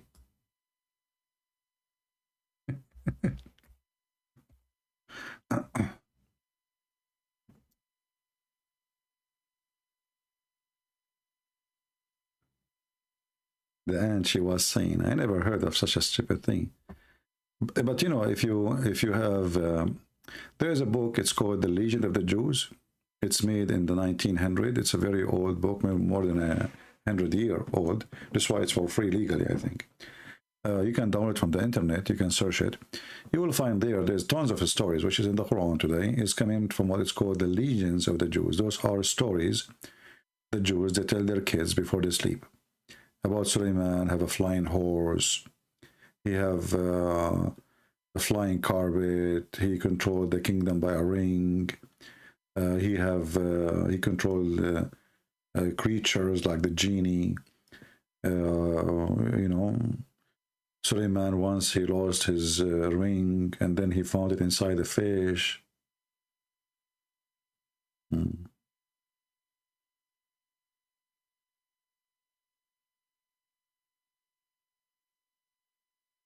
Any Muhammadan?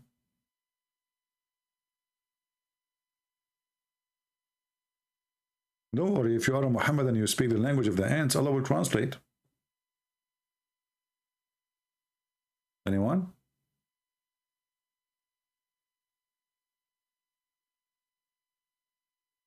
Do we have any Sheikh Ustadz from Indonesia or from Philippines?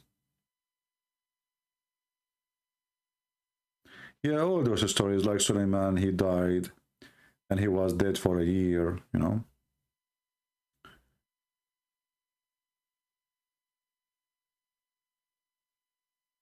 Oh, I just received a message from Eliza.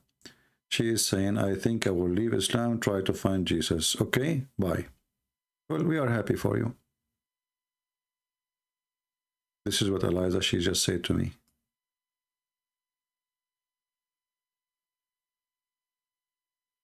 This is just sent to me now, 10:51. I think I will leave Islam and try to find Jesus. All right. We hope so. We will pray for you.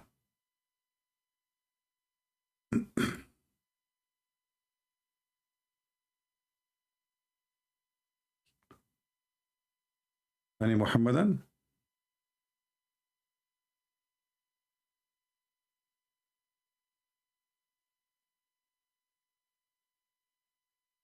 You know, like those are a true story, by the way. I remember me myself once. I bought a fish and I opened the belly of the fish. I found iPhone 13. And that was a long time ago, before even cell phone was exist. And then I said to myself, what this thing does? Because I don't know what phone at that time, you know. So like I start like hitting the thing and then, oops, like turn on. I get scared. I thought like a genie would come. This is true story, by the way. It's true story. It's true I don't have a witness for it. But who need a witness if you are a prophet? There's no need for a witness. I mean, this cult, this religion, you need 4 witnesses and they have to see the private part of the male going inside the private part of the women to prove adultery. 4, and they have to see the penis going in and out. But a prophet, he tells stories. Nobody knows where he got them from. There's no need for witness.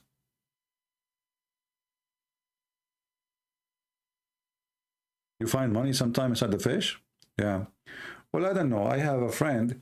He opened the fish. He found the keys of his car, which was lost. You know, and then we were wondering how this happened.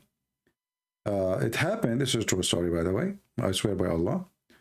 The guy who was walking in the seaside, and then his keys drop in the ocean, brother. And then fish ate the keys because they have like the hanger of it looked like a candy.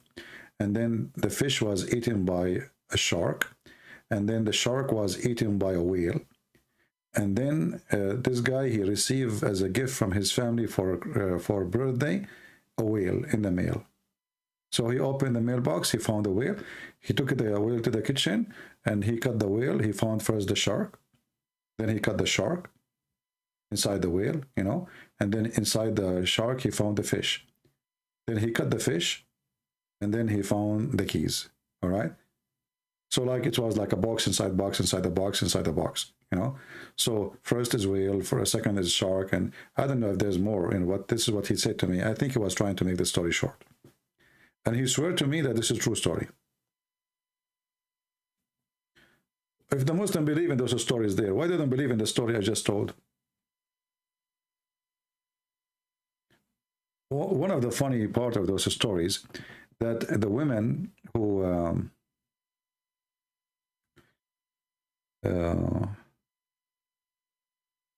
Solomon, he married. Solomon, he met with a guy, and the guy, he told him, why, are you married? He said to him, no. So he said to him, the man, he said, why you are not married? Solomon, he says, I don't know, like I need to find a woman really I like. And then, now this is depending the one who is telling, the one is telling the story. Some they say this is for Solomon, some they say for someone else. Anyway, so why you are not married?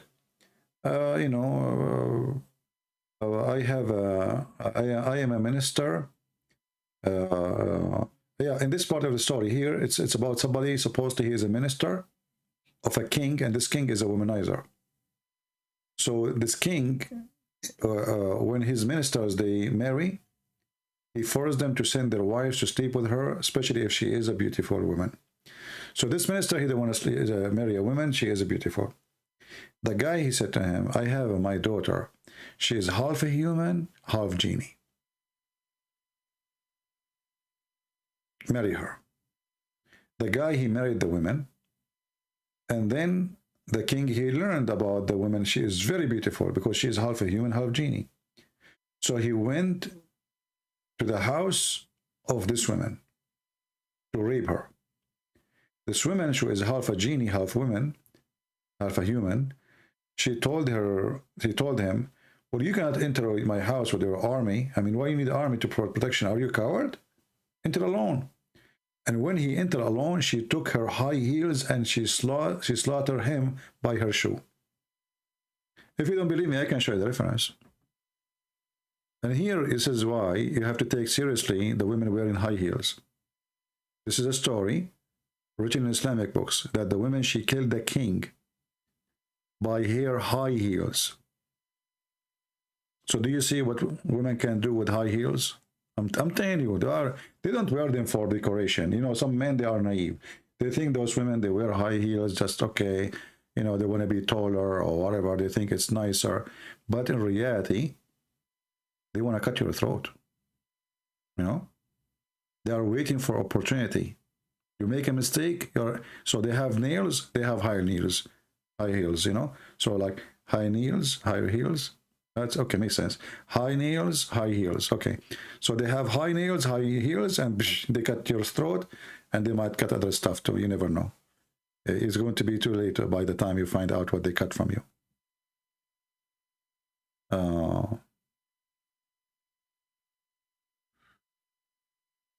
And if you don't believe me, if you are a Muslim, call me. I will make you read the story in front of everybody. I'm not going to say anything. I will give you the reference. It's in English, and I will make you read it.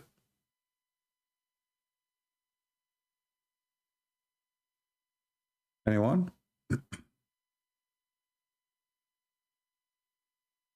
No, I don't watch James Bond movies. This is Muhammad movies.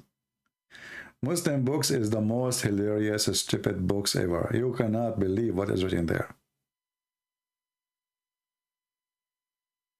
You might think I'm making, you know, like just making fun. Yeah, let me not to open it now, this reference, because if we open it, we will stay here for the coming 3 hours. Because the story is so long and it's so funny. Maybe next time, or, you know, some other time. Well, I'm not scared of anything, but you have to learn from other people, right? Look what happened to Muhammad when his wives, did you ask yourself when Muhammad, he was fighting with his 2 wives, Hafsa and Aisha, why he needed the help of Allah, Jibreel, etc.? All the Muslims, all the angels to support him, and they are 2 women? Do you think he is just scared of them because they are 2 women? No. They have long nails, I guarantee you, and they were wearing high heels. Aisha, she was a fashion girl, you know. So Muhammad, he knew that he is in danger. The second he noticed that those women are looking at him in such a way, he said to them, stop. Do you know who's going to stand with me? Who is my protector? Look, it's not me who said the word protector. Look, read. Truly, Allah is his protector. Protector. We are talking about protection. And you are telling me women are not dangerous? I mean, this guy is a terrorist, literally. He is the head of the terrorist. And now he is seeking protection from Allah and Jibreel and the angels and all Al-Qaeda and ISIS from the nails and the heels of the women.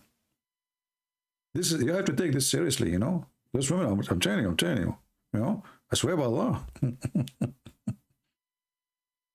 Now all the men, they go to bed, those married one, they sleep next to their wife and he look at her. Did she sleep yet? He don't know. He will not sleep until he is sure she is asleep, just for his safety and security. Yeah. Hey, honey, did you sleep? No. Oh, okay. Why? You know, nothing. You know, but I think it's time for you to sleep. Why you are keep asking me every 5 minutes if I slept or not? Well, I mean, I want to be sure you're okay, you know, like, okay. And can you put your hands under the blanket? What's wrong? Why you want my hand in the blanket? Hey, just, you know, to be sure that your hands there, you know, they are warm, you know. Don't worry, my hands is okay. Okay, did you take off your shoes before you go to bed? Why you are asking me about my shoes? For sure I took them off. Did you put them next to your head or they are under the bed? Why you want to put the shoes next to my head? I mean, the guy is paranoid now. He's worried about his security, about his life. Future is involved. Have you ever heard of a God he involved in a fight between a man and his 2 wives? And then he says, all those people, they are protecting him? What is that? I mean, this is the most silly, stupid thing. You know, the Quran, the way I see it, is the same as a Facebook at that time. Muhammad, anything happened, he make a verse, he make it Quran, even if it's the most silly, stupid thing. So imagine today, you have a guy, he claimed to be a prophet. He posts in Facebook, making a threat to his 2 wives who live with him in the same house. If you don't stop, Allah is my protector. All my fan in Facebook, in Twitter, they will support me. How do Arab Christians call God? Well, Arab Christians, they are living under Islamic occupation for 1400 years, so one of the words they use is Allah. But all the Christians there, they don't believe in Allah, the God of Islam. They use it as a word mean God. However, for me, I reject that word because it's not part of our Bible. Even in the Arabic translation, they use the word Allah, but this is a false translation. Allah is not even the name of the God, the Muslim. It is Al-Lah.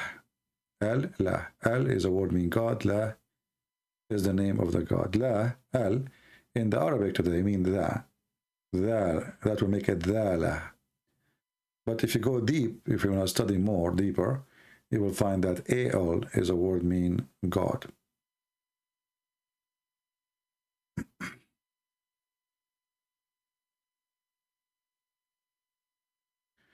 Of course, the word God in Arabic is Allah. That is false. Even your God, Allah, in himself, in Arabic, in the Quran, he used many other words that have nothing to do with Allah, which is stolen from the Aramaic. As an example, Rabb, Rabbi. Those have nothing to do with God. As an example, your stupid God, he says Jibreel. Jibreel, it's a Gebra, El. El is the word meaning God. So your stupid God, he stole from the Bible names. He put them in your Quran, and now he exposed himself by copying the names which don't belong to him. If we ask the Muslims, Allah have 99 names. Is one of them is El? They will say no. No. So Gabriel, Mikael, Israfil, Ishmael, all the Israel, all prove that Allah is not the God of those people. So the stupid you think that, of course, the word in Arabic for God is Allah, because you are a certified idiot. Because Allah for the Muslim is not a word meaning God, it is a name of God. Again, you are a donkey. Otherwise, if Allah mean God, then the Shahada should be saying there's no Allah but Allah. Because you say that the word Allah is God? But you don't say that. You say there's no God but Allah. La ilaha illa Allah. So ilah is just a word il, mean God. Ilah, the hey at the end is just a music. It's not really part of it. But by the time they add it as writing. So ilah, il, is God. So there's no il but God. Who is God? Who is that God? Is Allah. You are a dummy again. Secondly, we don't differentiate with Muslim because of the name. Who care about the name of your God? It's a stupid God anyway. You call him Allah, you call him Ar-Rahman. Even the Arab, they make fun of Muhammad. They ask him, why you keep changing the name of your God?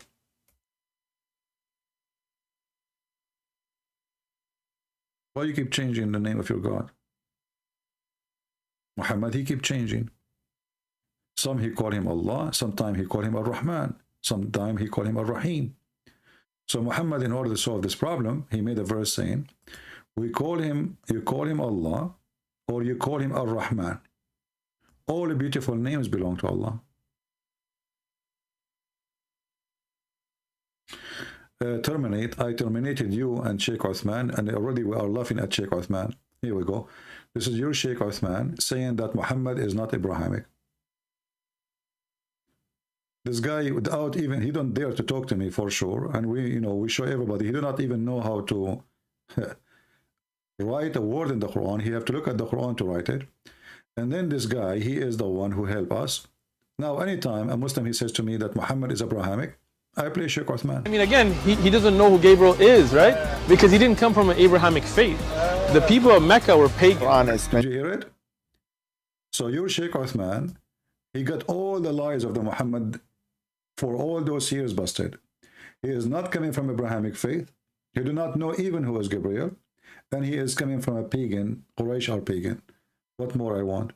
And you are telling me debate Sheikh Uthman? Here we go. What about you call him and put him with me online? Give me his Skype. I will call him right now so we can laugh. But he will never dare.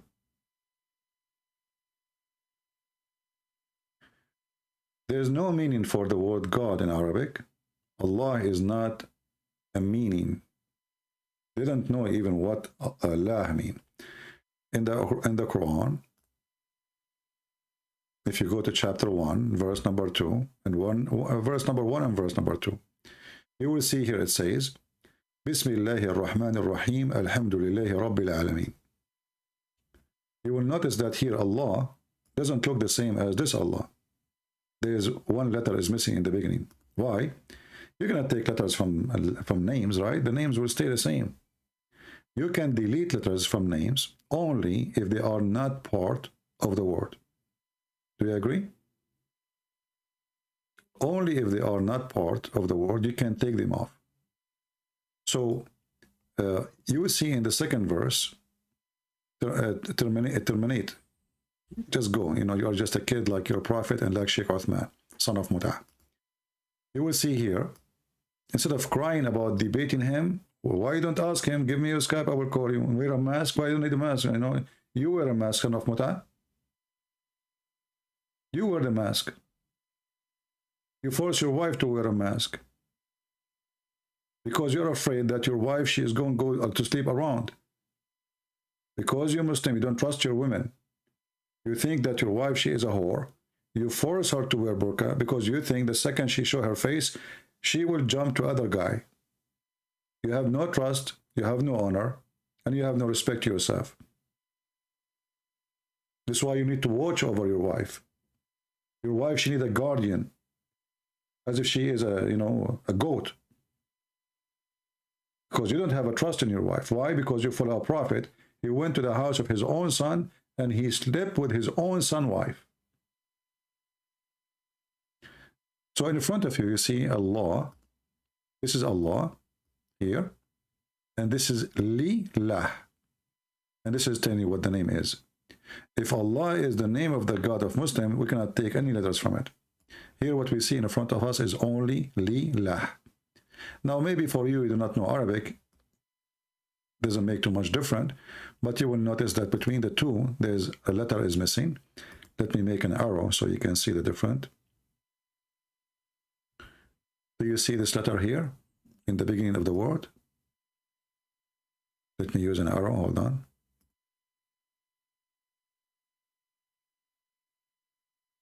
The first letter, the first letter is missing. There's no letter here. You see it? You cannot take a letter from the name. The name will stay always the same if it's part of it. But because this is not have nothing to do with the name. Allah is Al-La, God-La. Here they have to take it off because Alhamdulillah, Li mean two. La is the name of their God. In Arabic, Lil mean two. Two.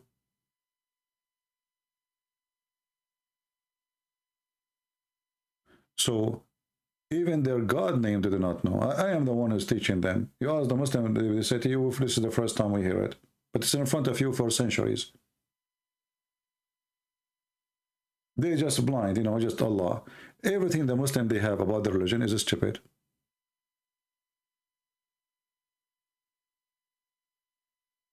Everything they have. Like when a Muhammadan he says to you, ask any Muhammadan, they will say to you, Muhammad was illiterate, right? And the other day, a guy in the comment, he says, Christian friends take a stand.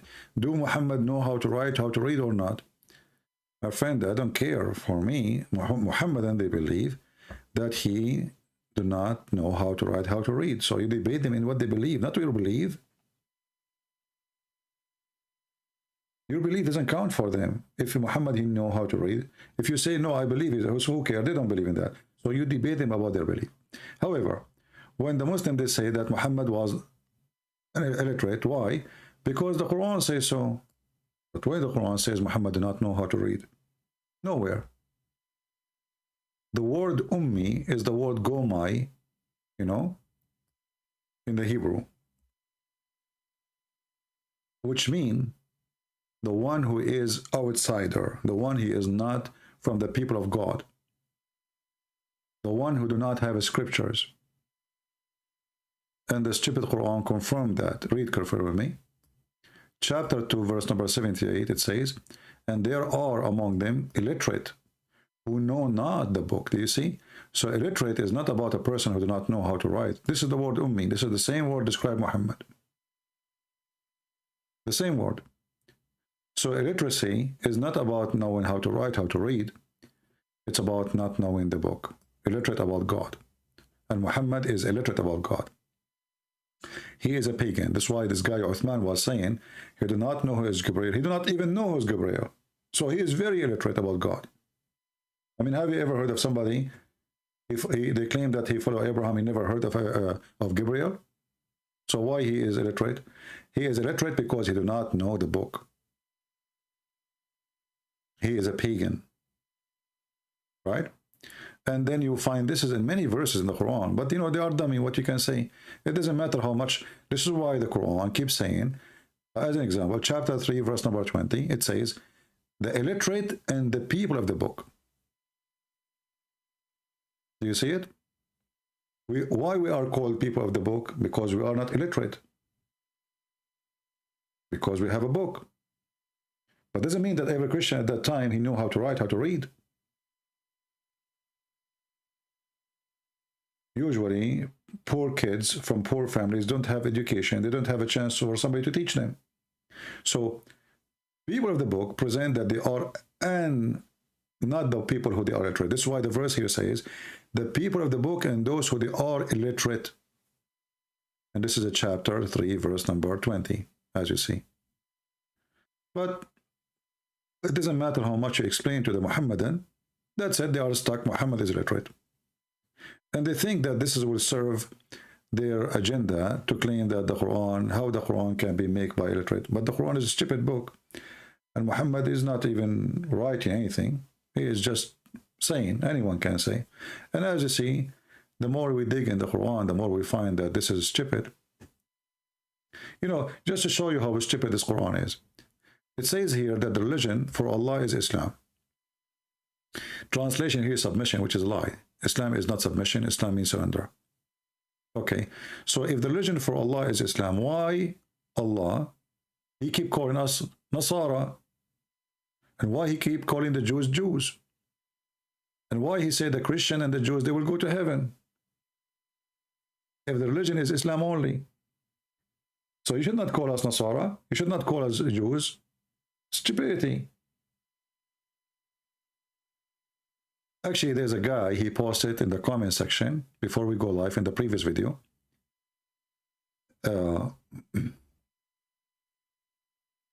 He posted this verse.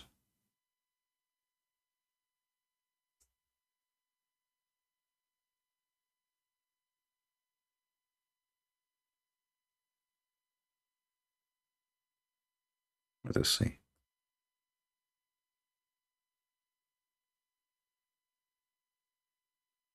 When you read it right away, you will see how stupid this verse is.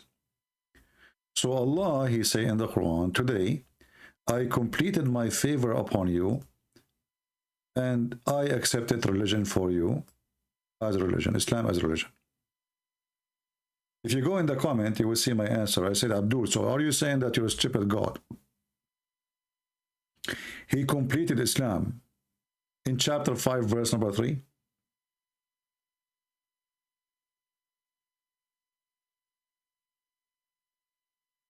Are we listening? When you say, today, this day, I perfected your religion for you. And this is in chapter 5, verse number 3. That means any verses after that, they are a fabrication because Islam became perfect. I completed my favor upon you. Not, I'm completing, I completed. Today, this day, read carefully. It's a point of something happened. This day, Islam become perfect. This day, I completed my favor upon you. This day, I chosen Islam as a religion for you. So what is the point of the rest of the chapters? The only way for this verse to be accurate is to write it as a last sentence in the book. The end. You know, like when you watch a movie, it says the end. This is what this verse is saying, the end. This is something Muhammad should say when he is dying, maybe. But this is chapter 5, verse number 3.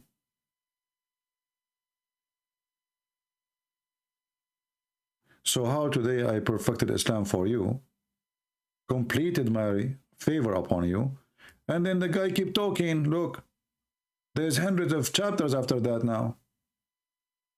The Quran is 114 chapters. This is chapter 5, and this is in the beginning of chapter 5, verse number 3.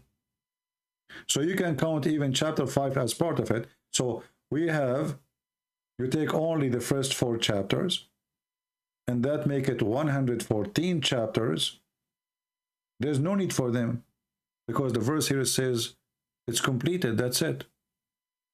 So if Allah is stupid, then I can take this as a sign of stupidity, because you say it's completed, it's perfect, but you keep talking to complete, to perfect. And later you give us about where to pray, and later where to pray, and later the hijab, and later about fasting. So I thought Islam became perfect today. Look like it's not. Actually, even Muhammad, when he was dying, according to some Muslims, they say that he said to his companion, bring me a paper and a pen, and if I write this for you, you will never be misled after today. That means Islam never been perfected yet. And then Umar, he forbid them from giving him a paper. He says, your prophet qad hajara Rasul, which means he lost his mind. Can you believe it? How Umar insulted Muhammad? Qad hajara Rasul. He became crazy. He is in the death stage, and he is saying things that doesn't make sense. He said, don't give him papers, don't give him a pen. And this is another sign that he know how to write, how to read. Because what do you mean, bring me a paper and a pen? And Muhammad is saying, if I write this for you, you will never be lost after that. Then the question is, why the Muslim did not give him a paper? What you will lose is your prophet. And if the Quran is completed, why you are saying, give me a paper and a pen, and so I will write you something, and that will not make you mislead ever. So the Quran is not completed, and the proof is that hadith.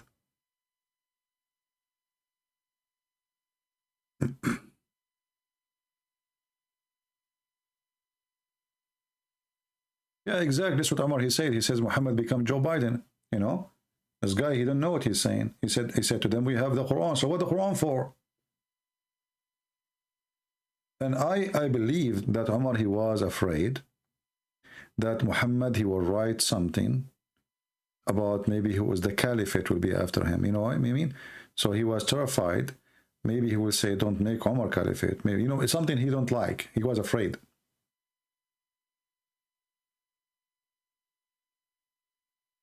What the Muslim will lose if they give their prophet the last wish? I mean, even a guy who is sentenced to death in jail, they ask him, what is your last wish? Muhammad making a wish, and he is their prophet. Give me a paper, give me a pen. They refuse.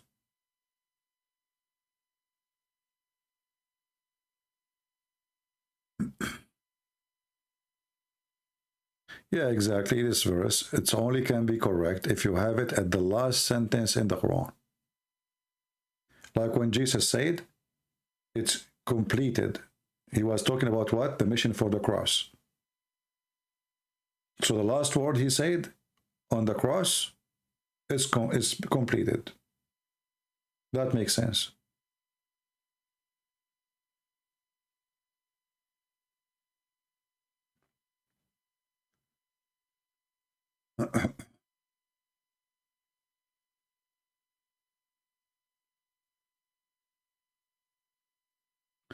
Let us see this Filipino guy who called me. He sent me a message. Let us see what he said.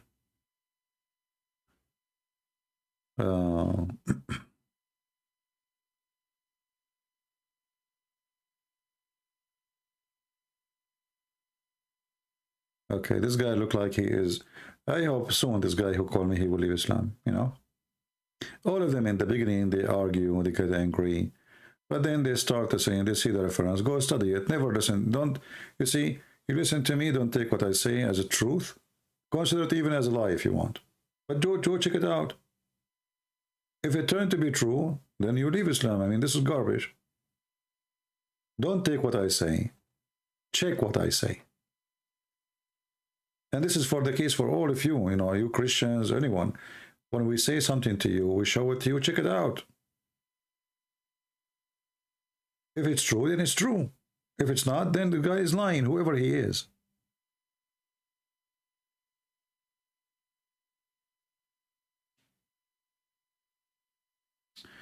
Would you say that Islam is like Italian mafia, my friend? Maybe you do not know that the word jizya, you know what mafia do? The mafia, like, you know, you heard about protection, right? Pay or we burn your store, pay or we shoot you. Many people do not know that this is taken from the Quran. When the Muslims, they occupy part of Italy in Europe, they practice the jizya on the Christians. They collect every other week or other day money from the stores, from the business, from the farmers. They take their chicken, they take their goats, you know, they go and take percentage. They don't take everything, because if they take everything, the people would die, and then how they will make money more for them? They don't want them to die. They want them to be like the cow who generate money for them. So when the European and the Italian, they kicked out the Muslims, the criminals, they took over the business of the Muslims. And then they start practicing pay for protection.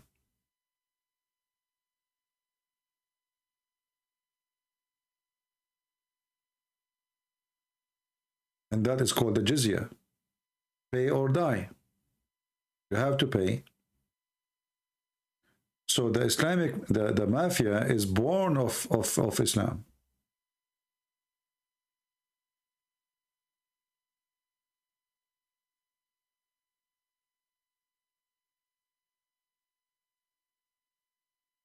No, no, this is not ransom. Ransom is different story. Ransom is like, you know, you're a prisoner of war or something. Here, this is different. Here, every person who is living under Islamic rules, he is not a Muslim, he is a Christian or a Jew, he have to pay, otherwise he will be killed. As simple as that. You are paying to stay alive. And the Quran described that those people, they have to pay and they have to be humiliated.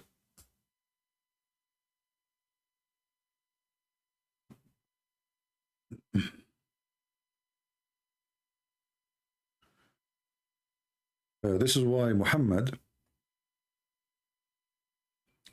he forbid the Muslims from practicing farming.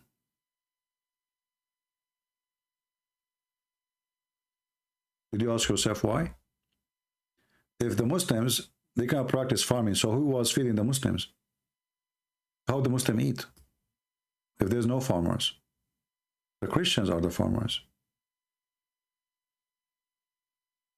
They take their chicken, they take, this is what the Turkish used to do in Romania, you know, the Ottoman. That's why Romania, until now, they are poor, because the Turkish, they suck their blood.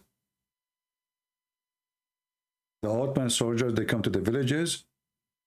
You have 10 goats, they will take 9, they will leave you 1, so next year you will have more. Here you see, let me show you the hadith about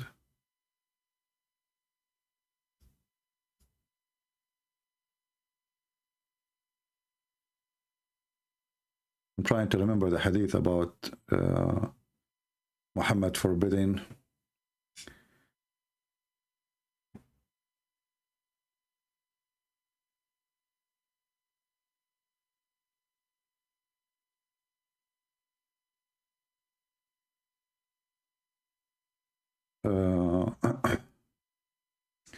let us see where's the hadith.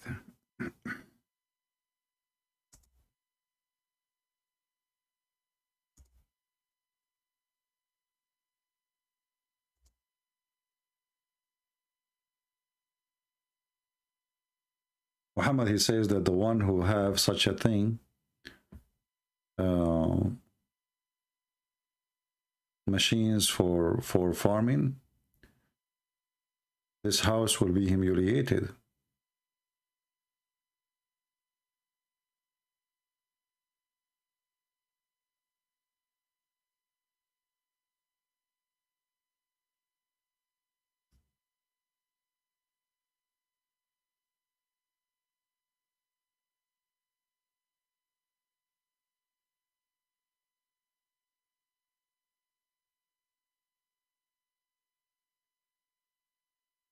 And then you ask yourself, why in the world?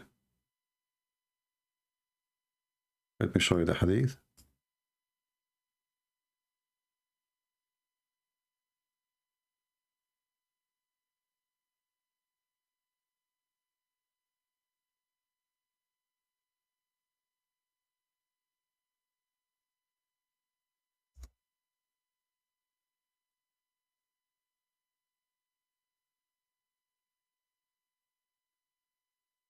Here we go.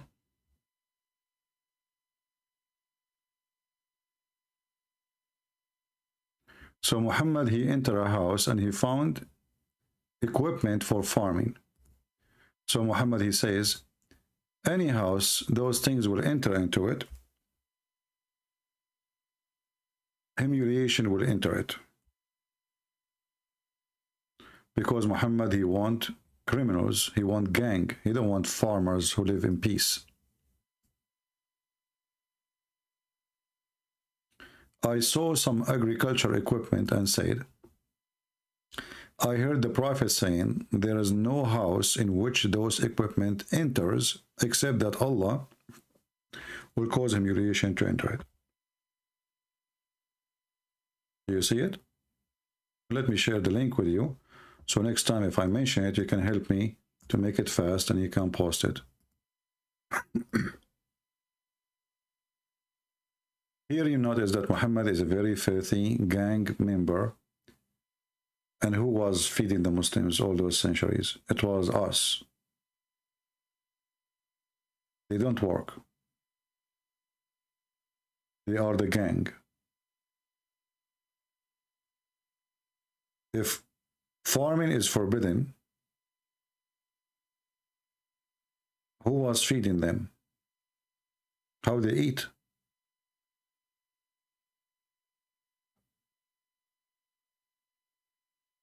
The answer is very simple. The Christians, the Jews, whoever, the Hindus, they are the slaves who will feed the Muslims. Muslims don't work. And for sure now we are talking about the glorious time where they were the Muslim, they were the victorious, and they occupy the land and nobody there to question what they do. Not now.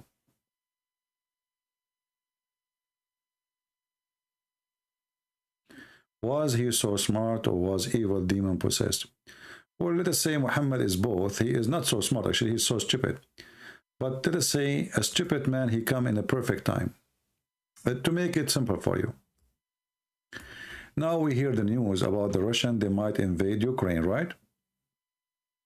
That is a very bad news. Two Christian countries, they are going to kill each other. So let us say, God forbid, Ukraine and Russia both have equal, let us say for the sake of argument, you know, just to give you an example, they have equal power and they keep killing each other for the coming 200 years.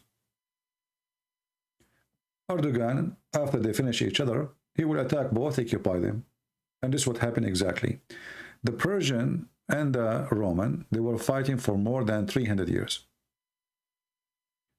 When Muhammad, he came and he had an army, it was a perfect time where both were exhausted. They are totally dead. They don't have men even left to fight. So Muhammad, he came in a perfect time to conquer. Actually, even Muhammad in his lifetime, he went to Tabuk. He tried to conquer the Roman. He could not. He returned. He lost. Then the Caliphate after him, they took advantage of the weakness of the Roman and the Persian, and they continued the mission. So let us say they came in a very bad time for mankind.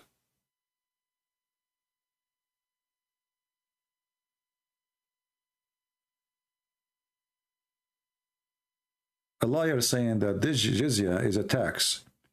Well, do you pay jizya yourself? You don't. And it says you have to pay it with humiliation.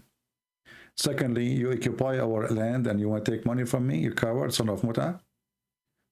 Based on this, American, they occupy Iraq. They should force every citizen to pay jizya or die. Hypocrite liars, you know, they have no dignity.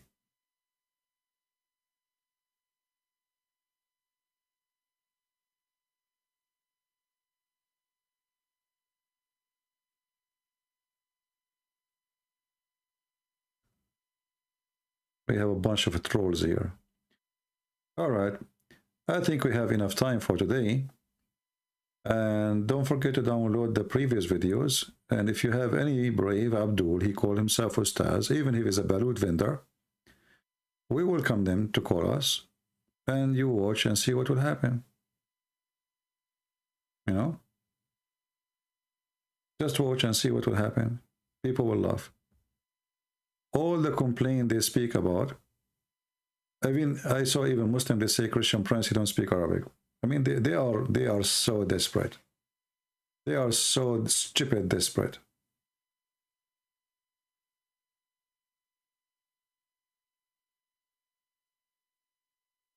We're not the Muslim always Ottoman bread. I don't know what you mean. I have no idea what you just said.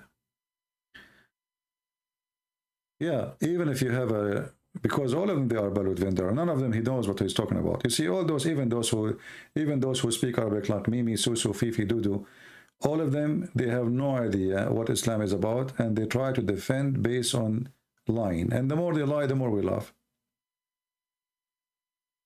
Like when they make a video for Apostle Prophet, yes, the Prophet here, he got you busted. This hadith is sahih. Which hadith? The sun set under the throne of Allah. I suppose now he got him busted. So they are dummy, low IQ, mental, you know. The question is, how many mental They believe in the mental lies. I mean, we show here clear proofs of how stupid Islam is. But in the same time, you need to ask yourself, why I see it so clear, it's so stupid, but the guy who called me just like an hour ago, the Filipino guy, you don't see that the Quran saying that the sperm became congealed, that the blood is okay, is wrong. Why you don't see it? A human being, he have a spot in his brain where he throw, it's like a trash can. Anything is harmful, anything is painful in your memory, in anything, you dump it in that dark area because you don't want to think about it.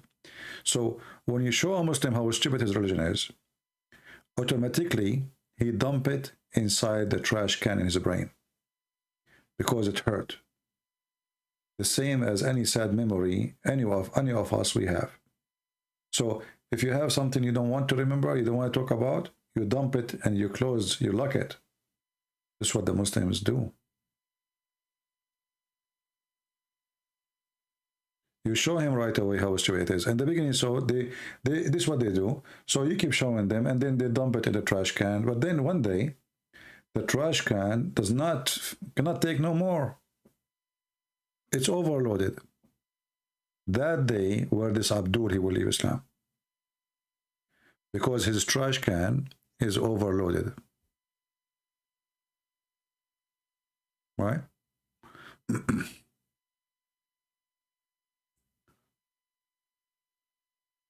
Anyway, I think we have enough for today. And already we are here for 2 hours 26, and I can see my throat is not doing good. So if I don't come tomorrow, you know, but I doubt I will be able to resist coming tomorrow. You know me. But I will try. I will try not to come tomorrow because I need a break from my throat. I can tell my throat is very dry from talking. But I'm so glad, you know, like this is the good thing about YouTube. You finish, you go to sleep, still people are watching and they are learning. Even the same person who watched the same program, he can replay it again so he can understand more or can take reference or etc. Right? We are glad for the opportunity we have. And today, actually, I experienced this Zoom, and I found that Zoom is very silly, you know. I mean, look, it's like a bathroom. 5, 6, 7 people talking at the same time, and it's out of control. So I don't like really this Zoom thing. You know, it sounds stupid for me. I think YouTube is way better than this program Zoom. And as long as it's working for us, we will be using it until something better comes. But for now, I don't see anything better than YouTube to use for what we do. I want to say thank you guys for being here. May the Lord bless you. And if you know any Balut vendor who claim to be Ustadz, because all of them, they are Balut vendor at the end of the day, they are liars. They have no education about the religion. They are just making money. And they always make money from the food. The Bible says always, you have to examine the spirit. Examine the spirit. And any spirit who deny the Father and the Son, any spirit who deny Jesus is the Christ, any spirit who deny the crucifixion of Jesus is satanic spirit. So even if you are a person who don't have education, when you see such a spirit, it is satanic spirit. And this is the easiest way to fight the devil. A person who denied that Jesus is the Son of God, that is a satanic spirit. And that will destroy all the lies you can hear from anyone, including priests, because we have some priests, sadly, they are politically correct and they lie. And they say we and Muslims worship the same God. There's many of them. When the Bible says it clearly that anyone who denies Jesus is Antichrist. So how we worship the same God if their God is an Antichrist? If their God is the one who says Jesus is not the Son of God. Those priests, they will burn in hellfire. And they will be punished severely by the Lord. For two reasons. First, they are liars. Number two, They are deceiving Christians. We don't worship the same God. Even our heaven is different. Jesus said he and she, they will not get married. They will be the same as angels. How we can have the same God if their heaven is full of virgins and sex and porn? Even our God has a spirit. Their God does not have a spirit. So even the nature of God is different. Our God is a spirit. Our God has a son, and their God has none. He is not a spirit, and he has no son. How we can have the same God? So those priests who lie to you, they are the most evil, ugly, satanic one. They are more dangerous than Muhammad himself because they call themselves priests. That's why the Bible says, Jesus, he said, be aware of false teachers who will come to you in the clothes of a sheep, but they are wolves. Those are the child molesters. Those are the thieves. Those are the liars. They are doing business. They don't fear God. They want to make money. When you fight Islam, everything fights you. You see here in YouTube, we cannot collect donation. Why? Because I'm speaking against Islam. If I am a Muslim, if I'm Mimi Hijab, everything is good. As simple as that. And this is why they stop even the same for David Wood, right? So they are fighting us. Atheists and Muhammadan, they are united. Liberals, they are in bed with the devil Muhammad. Both, they are fighting to stop us. In the top of that, they bring you false priests to join their forces. So do you see how the fight is complicated and how the satanic power is powerful? Priest, atheist. I mean, what Muslims and atheists, they share together? They share a lot. Both, they are Antichrist. This is why you see here this potato here. He brought this atheist to help him against Christianity. Both of them, they share one thing. They are Antichrist.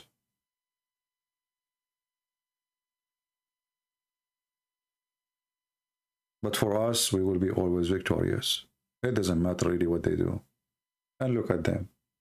Thank you, Lord. We demolish all their lies and we are laughing.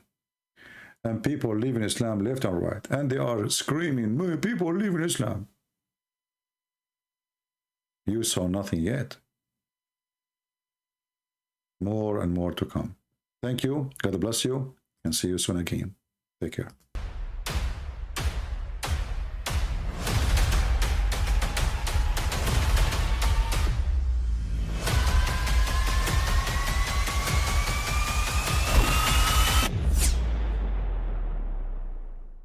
But I mean, again, he doesn't know who Gabriel is, right? Because he didn't come from an Abrahamic faith.